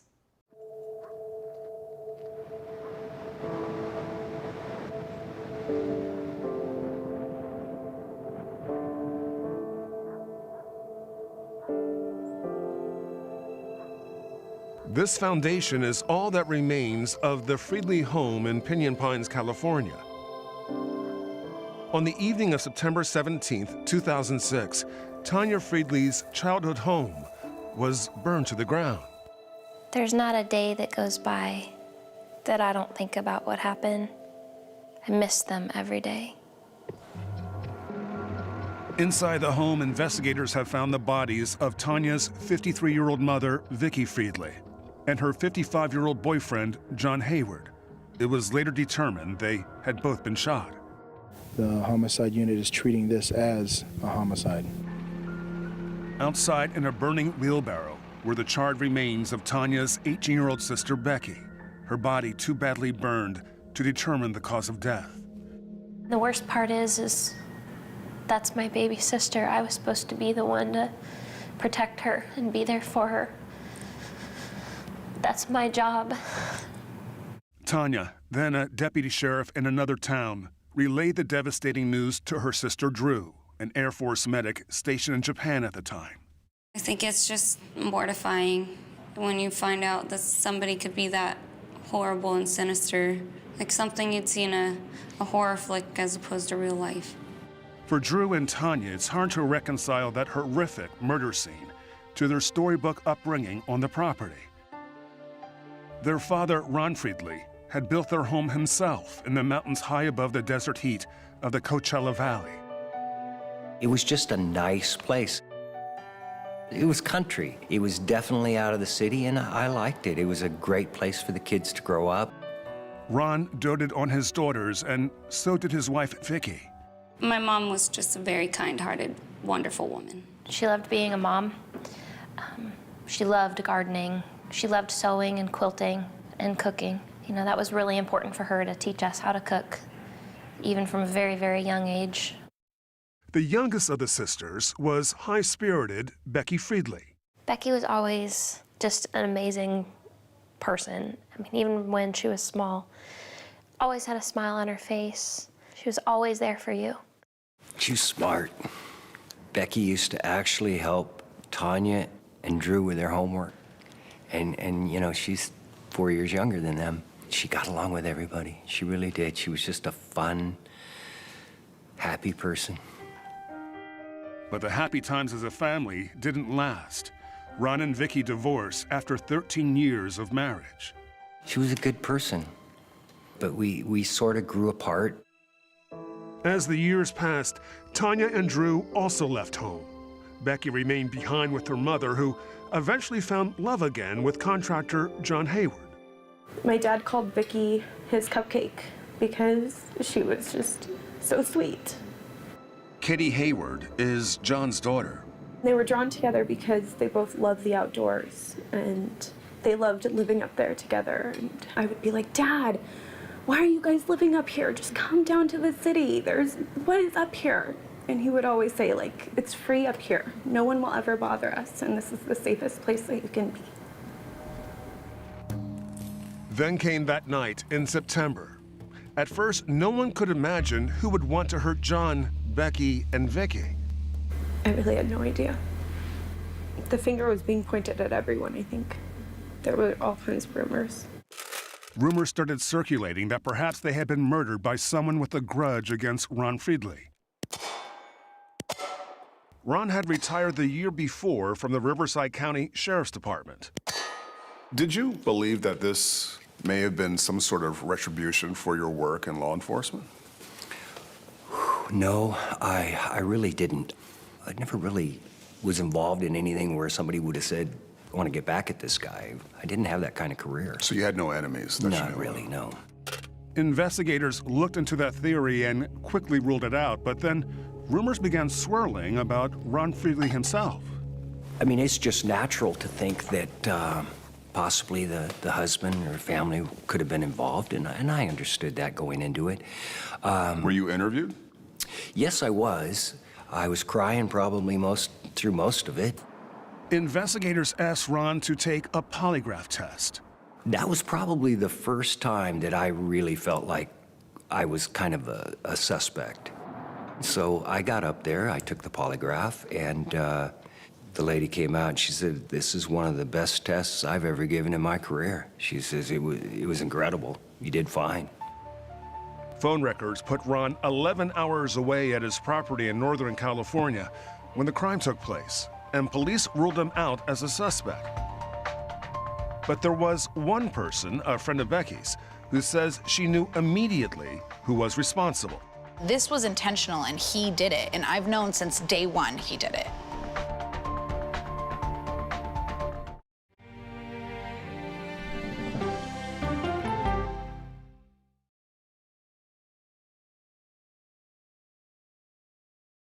What happens when you get conversation over conflict? I think they've taught me to have grace and compassion. When we follow the human side of the headline. I'm not asking that we ignore disability, rather that we do not ignore ability. When news takes you where the story happens. We've just crossed into Lebanon. When the world's best journalists come together to cover your world, you get the all-new CBS Evening News every weeknight. It's the most popular F word in Washington, fraud. Is it true that the Social Security number of just about every single American is available for sale on the dark web? An eye-opening 60 Minutes report. That's chilling. It's time for 60 Minutes. Your life is still a mystery. When your gut tells you something fishy's going on, there's almost always a 4-day-old carp lying around somewhere. Finishing this is the only thing that's important to me. Either way, the truth is coming out. Heading home? Who the hell are you, Madeline Matlock? Matlock. All episodes now streaming on Paramount Plus and returning CBS Fall. Sunday morning, we hail a driverless taxi, plus billionaire Barry Diller's revealing new memoir, and When Trash Becomes Art, this Sunday morning. Politics isn't a game. When do consumers actually get to touch and feel a difference in their lives? Politics is about policy. So you would encourage Democrats to work with Donald Trump on an issue like healthcare? I'm a voracious consumer of information, and I'm impatient. I don't like to be spun. Do you know if there are active terror cells in the United States right now? To be moderator of Face the Nation means bringing the most powerful stakeholders to the table to become better informed.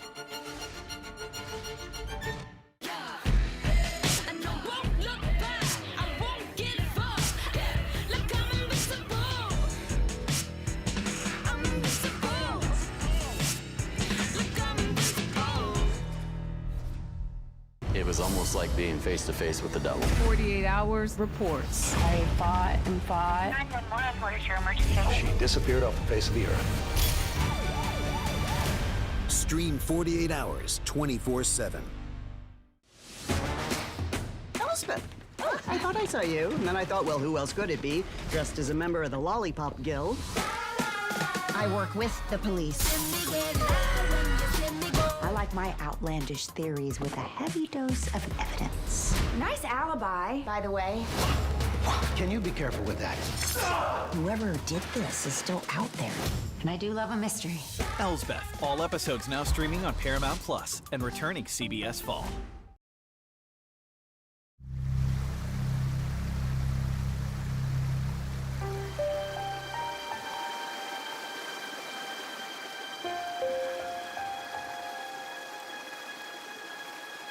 In the first days after the murders, Ron Friedley was besieged with questions. None of us really knew why it occurred or had a reason for it. The last thing I thought was that it was something to do with Becky. But once the initial shock had subsided, Ron began looking at the crime through his investigator's eyes and came to believe that it was Becky who had been targeted. It seemed too personal because of a fear Becky had. She was really, really afraid of fire. When she was younger, her mom was fixing tacos, and she had a pan full of hot grease, and Becky had pulled it down off the stove, and it burned on her chest. She had third-degree burns on her chest. So someone that's with someone intimately would know that she had these scars and was scared of fire. Becky's friend, Jeannie McDaniel, was suspicious about someone right away. So immediately when you heard the murders, your mind went to Robert Pape? Immediately. Nothing else in my mind. There's nobody else that could have done this. Robert Pape was Becky Friedley's ex-boyfriend. Robert got Becky a corsage. The teenagers started dating in high school and were together for over a year. Looks like you guys are getting married. At first, Becky and Robert seemed happy. I think it was her first love. Dun, dun, dun, dun. I just think she was madly in love with him. Aww. But Jeannie says Robert soon grew possessive of Becky. When her and I went on vacation about 10 months before she died, he called about 20, 30 times in a night, just harassing her, wanting to talk to her while we were hanging out with friends. 20 to 30 times in one night? Minutes within each other. In January 2006, Becky and Robert broke up and started seeing other people, but according to Jeannie, Robert's obsessive behavior only grew worse and took an even darker turn shortly before the murders in September. She came to my house 3 weeks before she died and said he had even threatened to kill me. Those are her exact words. He even threatened to kill me. Why? She said because he wasn't taking the breakup well and he wanted her and didn't want anybody else to have her. That's what she said to me. So were you concerned for her? I was, but she gave me the impression that it wasn't a big deal. And so I kind of just took her word for it and let it go. But after the murders, Jeannie says she went straight to the Riverside County Sheriff's Department with her suspicions. As it turns out, Robert Pape was already on their radar. Everyone was whispering about Robert. They moved pretty quickly in the direction of Robert. There was a lot of little tiny bits of information from different sources. One of those sources was Becky's close friend, Javier Garcia Jr., who had given investigators an interesting bit of information. On the night of the murders, he says Becky had told him she was going hiking on her property with Robert and his friend Christian Smith. Tanya Friedley believes her sister probably just wanted to smooth things over with Robert. My sister was a fixer. She loved with all of her heart, and she gave herself to everything she did. Garcia Jr.'s lead placed Robert Pape and Christian Smith at the scene of the crime the night of the murders. With rumors pointing towards the two men, the Friedleys were sure that the case would soon be solved. I kind of felt a sense of relief that they would be arrested. But as surely as the momentum had started, it seemed to stop. The Riverside County Sheriff's Department never publicly shared any details of the investigation or named any suspects. It was frustrating, but they just kept saying they didn't have it. They didn't have enough to make an arrest. Private investigator Luis Bolaños saw his friend Ron grow increasingly despondent. About 2 or 3 years into this, I'm getting updates from Ron, and I'm finding out that nothing's happening. This case has stalled. It's gone cold. Luis and Ron had met years earlier at the sheriff's office, where Ron had been one of Luis's first training officers.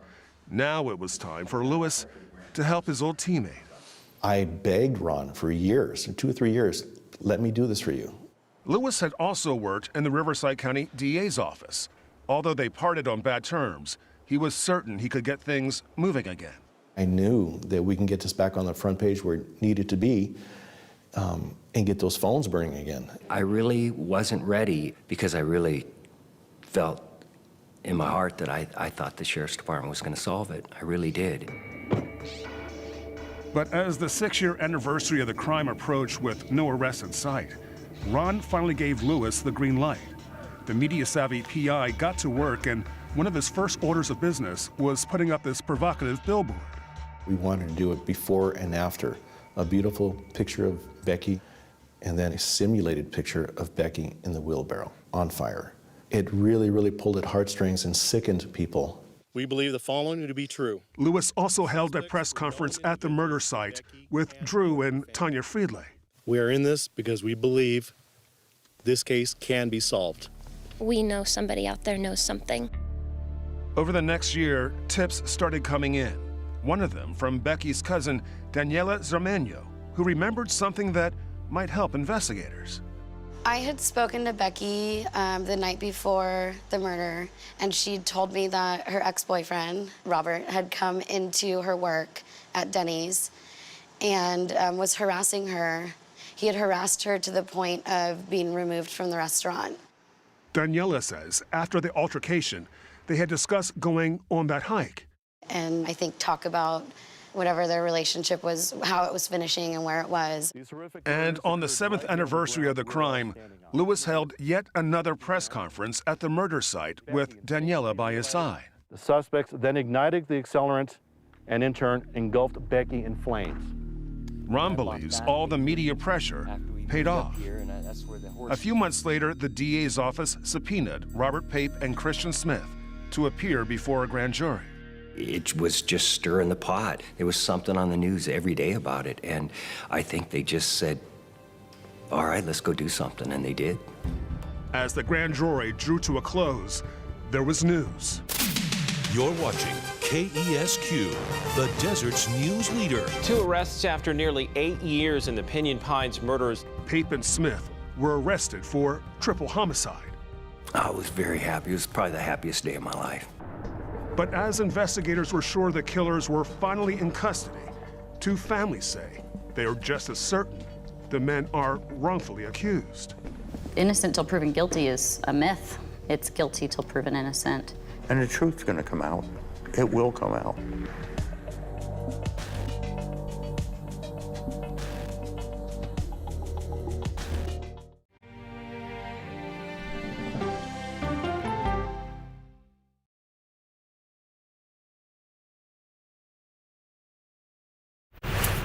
We're NCIS. You guys want to see me do the cha-cha slide? Can we get to the body, please? Right. Oh, what's got you so punchy lately? Not punchy, passionate. This is a great team. For what? We're NCIS. NCIS, all episodes now streaming on Paramount Plus and returning CBS Fall. No matter how you start your day, one thing is clear. Actually, two things. Pretty sure it's three. Guys, whether it's news, money, health, or wellness, sports, movies, or even inspiration. Clearly, CBS Mornings is the place to be. That's like 7 things. Okay, clearly, I'm bad at math, always been. Clearly, CBS Mornings, weekdays at 7 on CBS. We can start whenever you're ready. Ready? Yeah. No, stop! Wrong pedal, wrong other pedal. Oh, he's in a wheelchair. What do you want? Come on, stop the car. That's a kid. Kid. To me.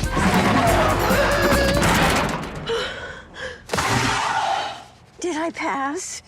Now serving 942.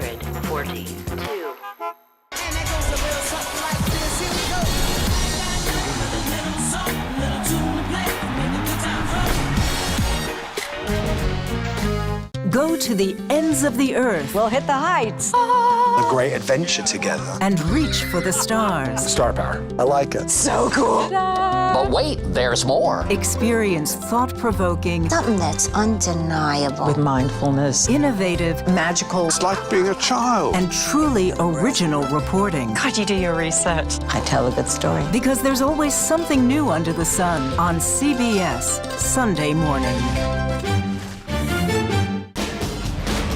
Hi, CBS. I'm Tom Ellis. I can't wait for you to see my new show, CIA, coming to CBS Fall. What happens when the world's best journalists come together? Write a prescription for the healing of America. You get the stories of America every weeknight. You get the all-new CBS Evening News. When everything's on the line, real heroes rise to the occasion. Or die trying. We're firefighters. We're gonna find a way to get you out of here. We take the hits together. We're on the same team. I'm right here with you, no matter what. I would never leave you hanging in the deep end. This place is a way of giving you new family. Fire Country. All episodes now streaming on Paramount Plus and returning CBS Fall.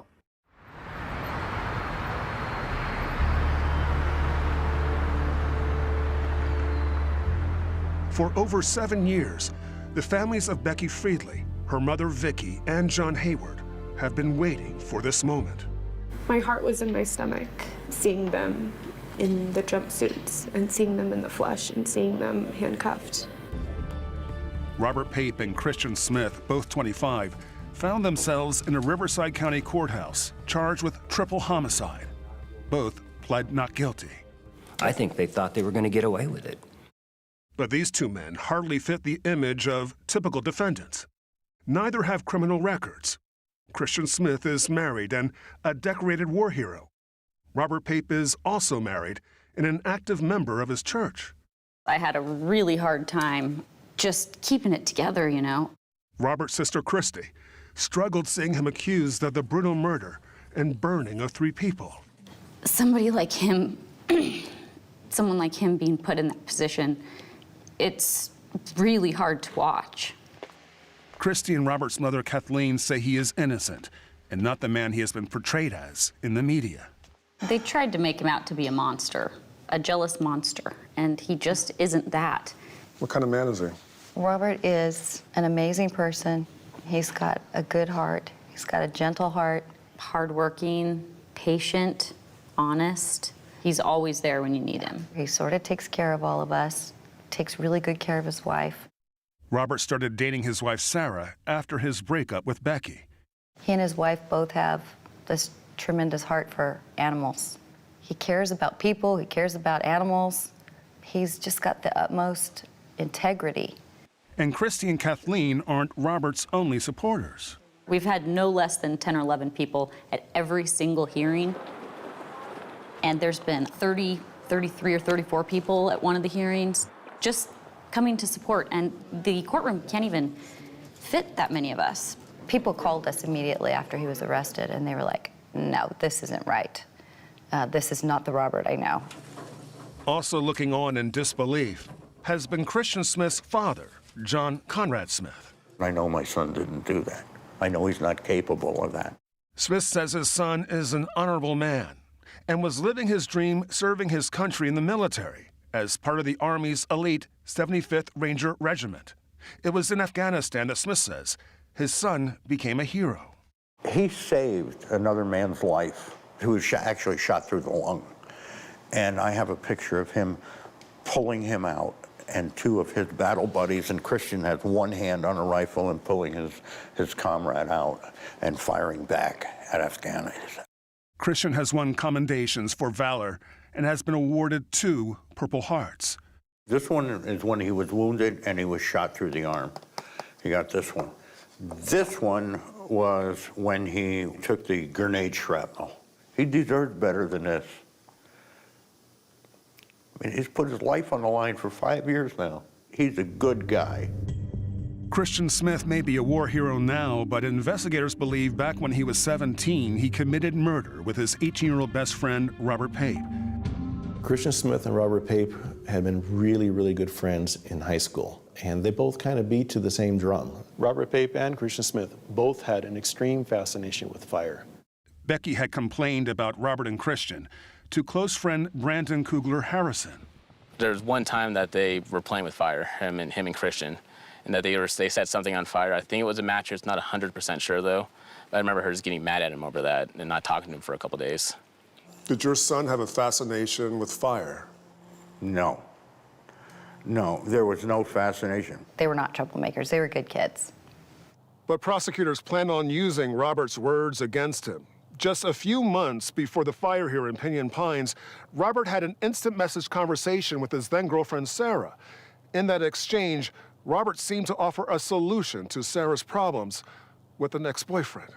Well, if you know where he lives, we can professionally burn his house down. Considering how Becky, Vicky, and John were killed, it's a very concerning statement. This is 8 months prior to the homicide. The Riverside County Sheriff's Department and DA's office wouldn't comment on the investigation, but 48 Hours obtained a copy of the grand jury transcripts. During the proceedings, both men pled the fifth, but when questioned by police years earlier, they denied they ever went near Becky's house and said they never had any intention of hiking with her. Robert and Christian told police during the interview that they were heading to church that night. Apparently they made a phone call on the way there, and the church was in fact closed. When those plans fell through, the boys said they headed back to Christian's dad's home to hang out and play video games. Where was your son the night of the murders? You know what? I wasn't in town. Well, what did he tell you when you eventually saw him? He said, we were here. The boys said they eventually wound up at this middle school where they shot paintball guns. Nobody saw Christian or Robert at the school playing paintball. Nobody. Their only alibi is each other. But it was the boys' cell phone activity that night that raised the most red flags to investigators. They put themselves on the other side of town, and the cell phones say differently. At 7:13 p.m., Robert's cell phone pinged near the start of Highway 74, the road leading up to the Friedley home. Minutes later, both Christian and Robert's cell phones went silent from about 7:30 to 10 p.m., the time frame investigators believe their murders took place. They came out of their way to find Becky. Hard to say if John and Vicky were collateral damage. Tracks and footprints at the scene place Becky's attack near the desert behind the house.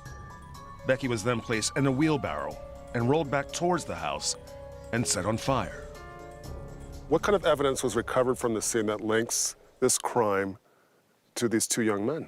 Well, we know that at the point where the wheelbarrow rolled from, where they put Becky in the wheelbarrow, that they found a business card. And on that business card, they eventually found DNA that was consistent with DNA belonging to Christian Smith. Inside the home, it was determined Vicky had been shot with a .40 caliber handgun and John Hayward with a shotgun before the house was set on fire. When investigators searched the boys' homes a year later, they found shotguns similar to the one used in the crime. No handguns were ever recovered, but in Robert's house, there were accessories to the type of gun that may have killed Vicky. In that search warrant, they recovered ammunition to a .40 cal, and they recovered a holster to a Glock 40. That's a powerful piece of evidence. You believe that police have the right men? Oh, I'm confident they have the right two guys. Absolutely. But defense lawyers charge investigators ignored other possible suspects and that the evidence will never hold up at trial. You have the wrong person here.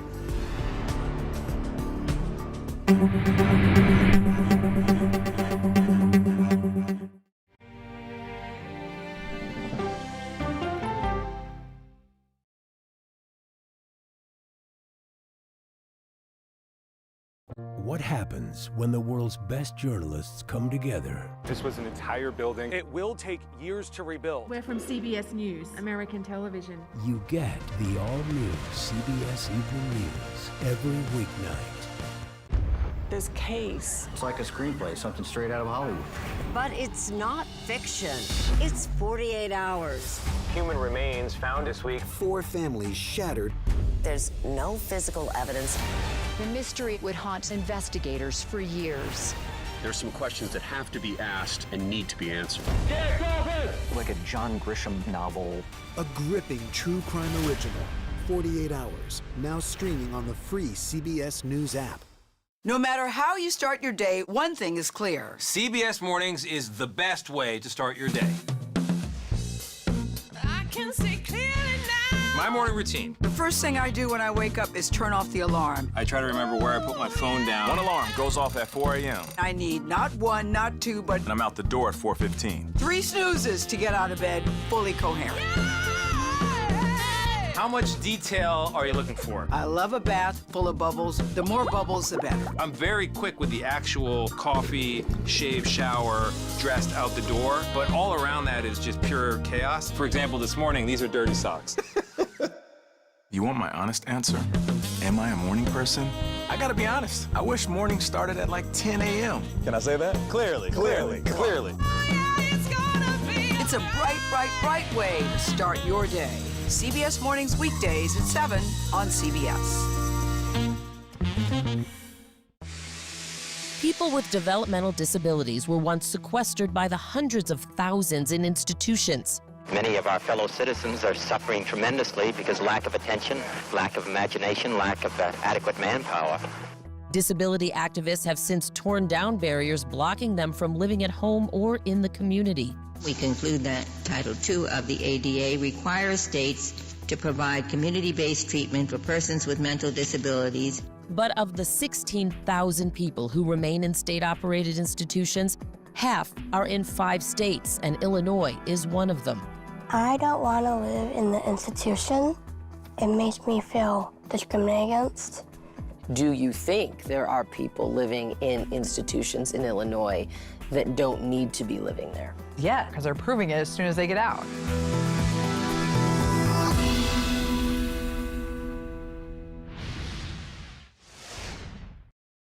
What happens when we follow the human side of the headline? I was in tears. Life is a little bit different now. It's gonna take a while to get used to. And I said it to myself that I can't make this about me. You get the all-new CBS Evening News.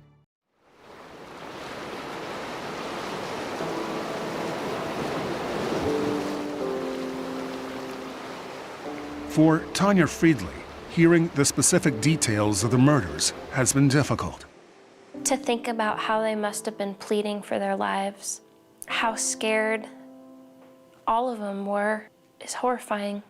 And believing that one of their alleged killers was someone Becky once loved has been especially painful for Ron Friedley. She loved him a lot. And that's probably one of the saddest parts about the whole story is, you know, she loved him to death. And he threw it all away. Threw it all away. For nothing. But nothing is what defense lawyers say the state's case is based on. And I kept looking for the proverbial other shoe. I went over it. I just didn't see it. Richard Blumenfeld represents Robert Pape and says the case against his client is built entirely on questionable and hearsay evidence.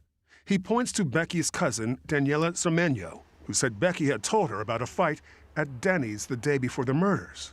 Robert had gone to Becky's restaurant and there'd been a scene, an argument, and they'd been asked to take it outside and so on and so forth. That never happened. Never happened? Never happened. Nobody could substantiate that anything like that ever happened. Blumenfeld says a grand jury should have never heard Daniela's testimony or the evidence about the IM exchange between Robert and Sarah, in which he seemingly suggested burning down her ex-boyfriend's house. Blumenfeld argues it was said in a joking fashion.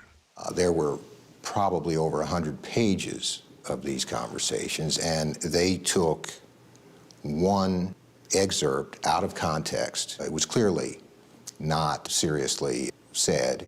Blumenfeld also denies that Robert threatened Becky's life and says there would be no reason for him to be jealous or want to harm Becky because he had already moved on. He wasn't seeing Becky anymore seriously. She was trying to revive their relationship, but he'd moved on. He was with Sarah. Whether Robert had a motive or not, Christian Smith's alleged role never made any sense to his attorney, John Patrick Dolan. The motive, if you can believe this, is he's Robert's friend and he went along with him. That's it. There's no connection with Kristen and Becky. There's nothing that suggests he has any animosity toward her. It's a pretty weak argument. Dolan thinks all the evidence is weak, starting with the boys' lack of cell phone activity around the time frame of the murders. He says it doesn't prove anything.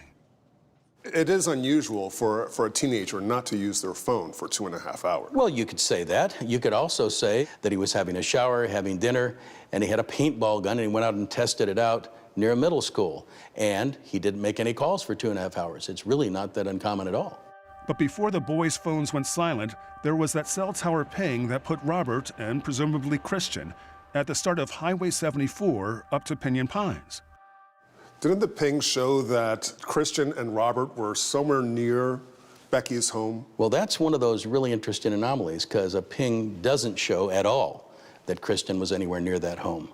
Dolan says that 3 minutes before Robert's phone pinged near Highway 74, Christian's phone pinged off a cell tower miles away.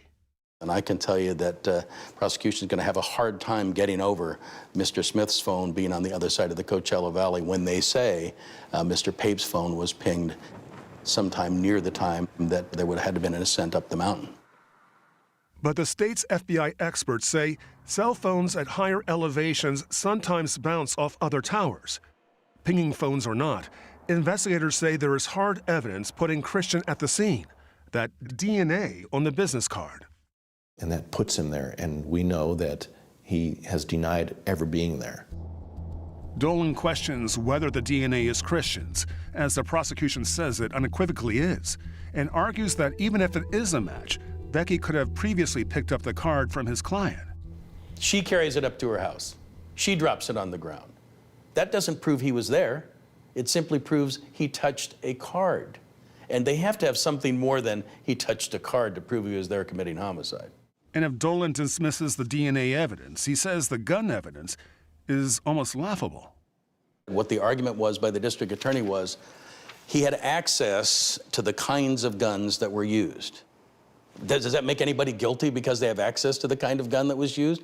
With no ballistics, with no measurement, with no slugs, with no nothing. And Christian's father says that the entire argument is moot anyway, as far as his son is concerned, because the guns were with him in another state the weekend of the murders. They were with me. They got put in the trunk of my car.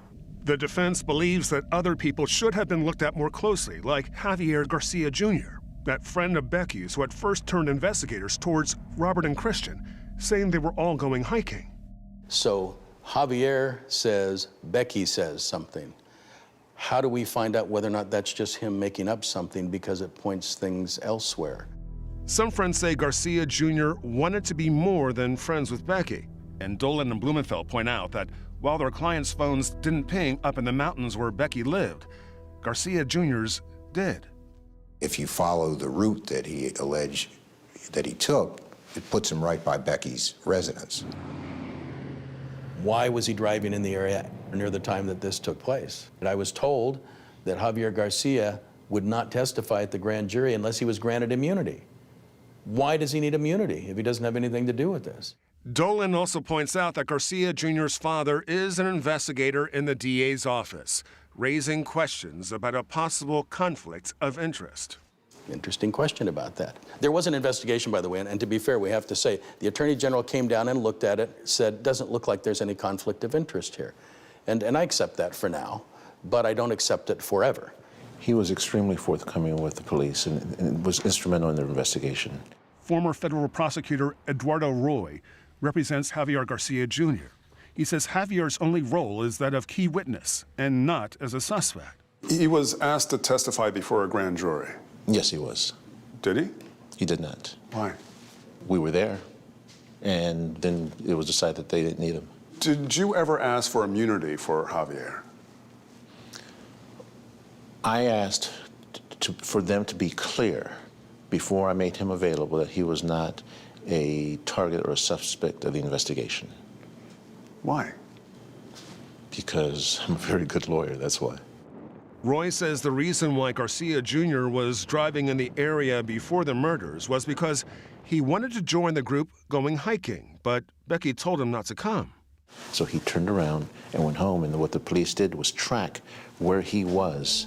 Police determined Javier Garcia Jr. was back on the desert floor at the time of the murders and ruled him out as a suspect. And Daniela Zarmeño independently backs up Javier's story that Becky planned to go hiking with Robert and a friend the night of the murders. They had a definite plan to go hiking, the three of them. The Friedleys believe the evidence, circumstantial or not, paints a damning picture. When you put it all together, it's them. I can only hope and pray that a jury of their peers will hear the evidence and come back with a guilty verdict.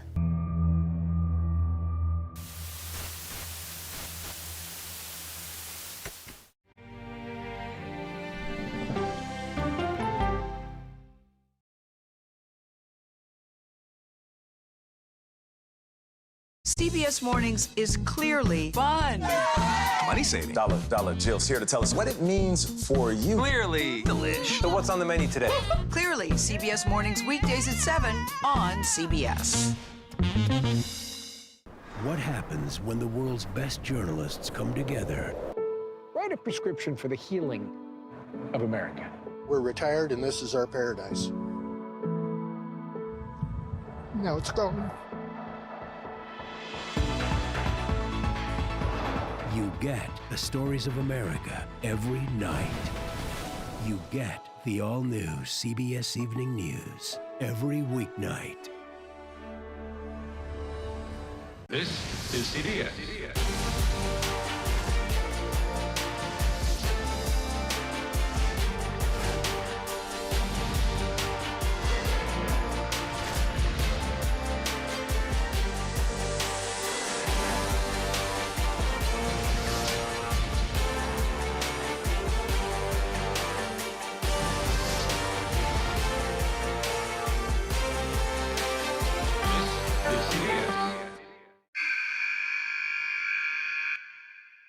I had progressively fallen deeper into the world of online sports betting. The risk is the rush. What do you think is driving the spike in popularity? I think it's legality. If it's legal, I'm going to use it. There are ways to bet when you are 18. We've created an epidemic of child gambling. You can't walk into a male dormitory in a college campus without sports betting happening. It's America's most neglected problem. I used sports betting as a way to escape, when in reality, I'm choosing self-destruction. Whatever I had left, it was gone. The purpose of the industry is to get you to play to extinction. And that means until all your money is gone.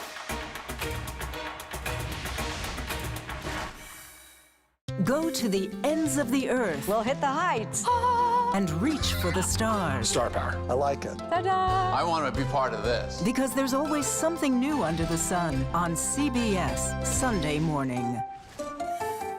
You've probably heard of the NCIS from the hit TV series, but we're about to take you inside its real-life work. Listen to 48 Hours NCIS early and ad-free on the 48 Hours Plus subscription on Apple Podcasts. Okay, let's go. You guys good? Start at the beginning. All right, we good? Keep going. The clock, it's ticking. Off we go. 60 minutes. Is this what you want? 60 minutes. 60 minutes! It's time for 60 Minutes, Sundays on CBS.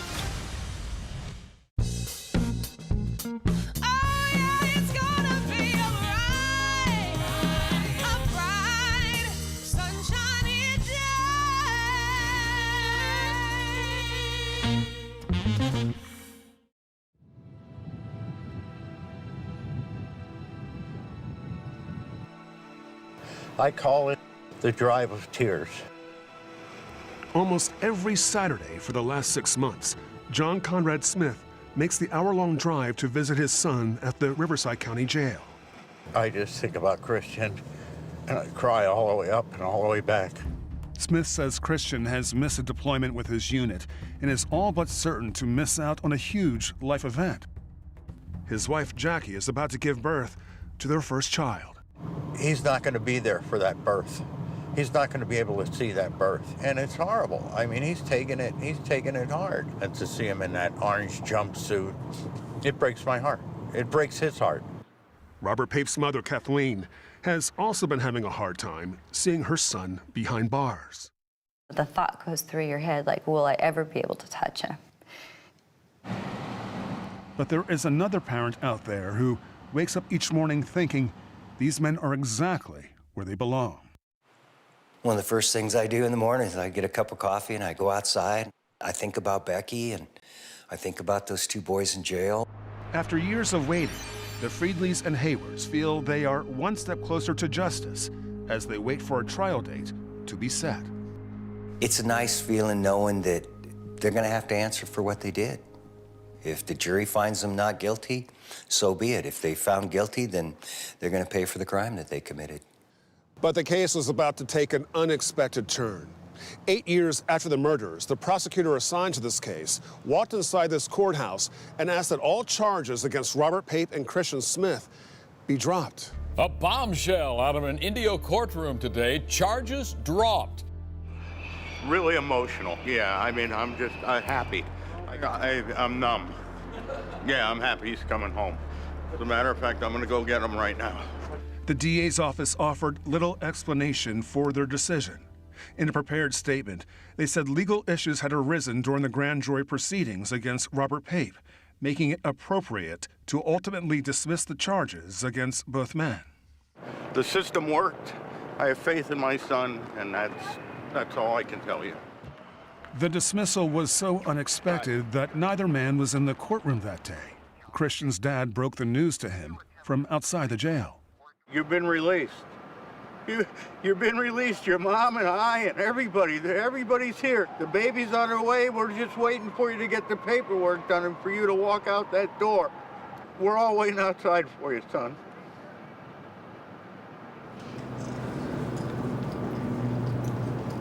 And just a few hours later, Christian Smith,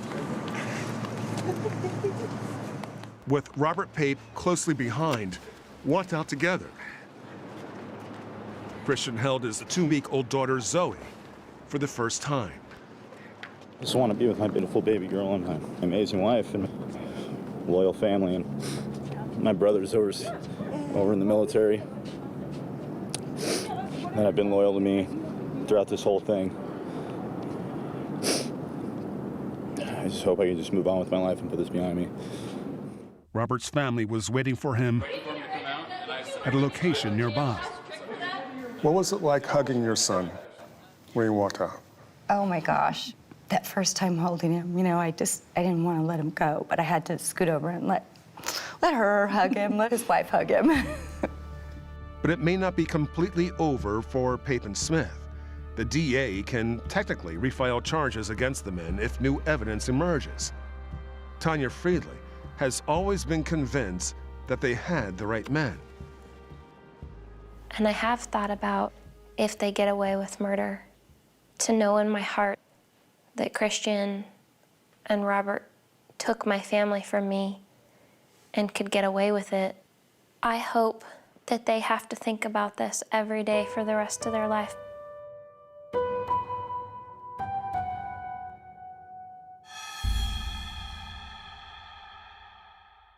In June 2016, Robert Pape and Christian Smith were rearrested for the murders. The state says the charges were based on a new informant who claimed Smith had made an incriminating statement, better cell phone tracking, and more evidence that links Christian Smith to that business card found at the crime scene. And they say in 2018 in January, oh, we had a fingerprint match that we couldn't make since 2006. Sounds a little fishy. Christian Smith's lawyer, John Patrick Dolan, says investigators had tunnel vision. I think they began with the conclusion that my client and Mr. Pape are guilty and tried to collect evidence to support that rather than evaluating the evidence and see where it takes them. The trial began in April 2018, almost 12 years after the crime. Dolan and Pape's new attorney, Jeff Moore, launched a vigorous defense, raising questions about the credibility of the state's new informant, who has had his own legal troubles, and the accuracy of the cell phone tracking and forensic evidence. This is about as paper-thin case as I've ever seen. After more than a month of trial, the case went to the jury. They would deliberate 10 agonizing days before giving word that they had finally reached a verdict. Robert Pape and Christian Smith were found guilty of first-degree murder in the deaths of Vicki Friedley and John Hayward. Pape was found guilty of second-degree murder in the death of Becky Friedley. I waited 11 years, 9 months for this day, and I'm very happy.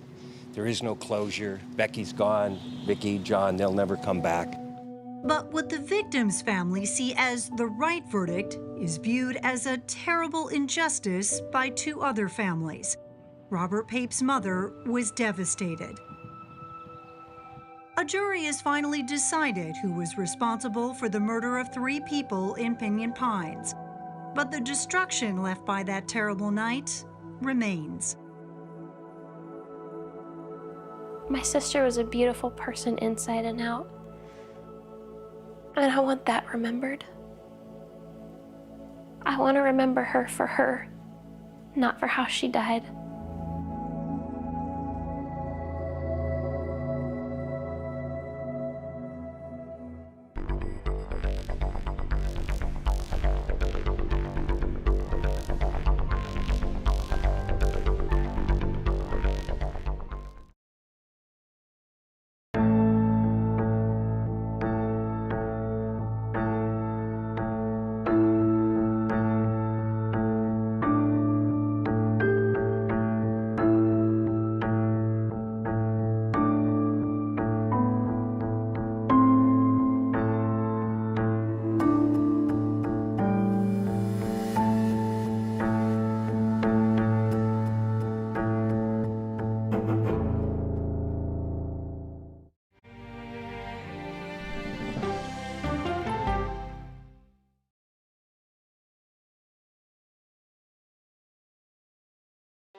What happens when you get conversation over conflict? Anyone that doesn't agree women should be in the submarine force has to ask themselves why they would think about that. I think they've taught me to have grace and compassion. When we follow the human side of the headline. Life is a little bit different now. It's gonna take a while to get used to.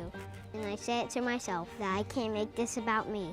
When we put people before politics. What would happen if it was harder for Mexican residents to come over to work in Presidio? I think we'd be in serious trouble. Are you okay, ma'am? What happens when you experience the story? I'm shocked at how devastated this neighborhood is. How bad is it in your house? Look at it. When news takes you where the story happens. We've just crossed into Lebanon. Here in Chicago. Hollidaysburg, Pennsylvania. When the world's best journalists come together to cover your world, you get the all-new CBS Evening News every weeknight. Ready? Yeah. You ready? And 1, 2, 3. Hey! I can see clearly now. Look at his outfit. Amazing. Give me some love, baby. We got a toy. Look at this. Oh, no! Time for another quick meal you can make any night of the week. We've got tips to save on clothes, tech, and more. How I got here is nothing short of like a miracle. Talent.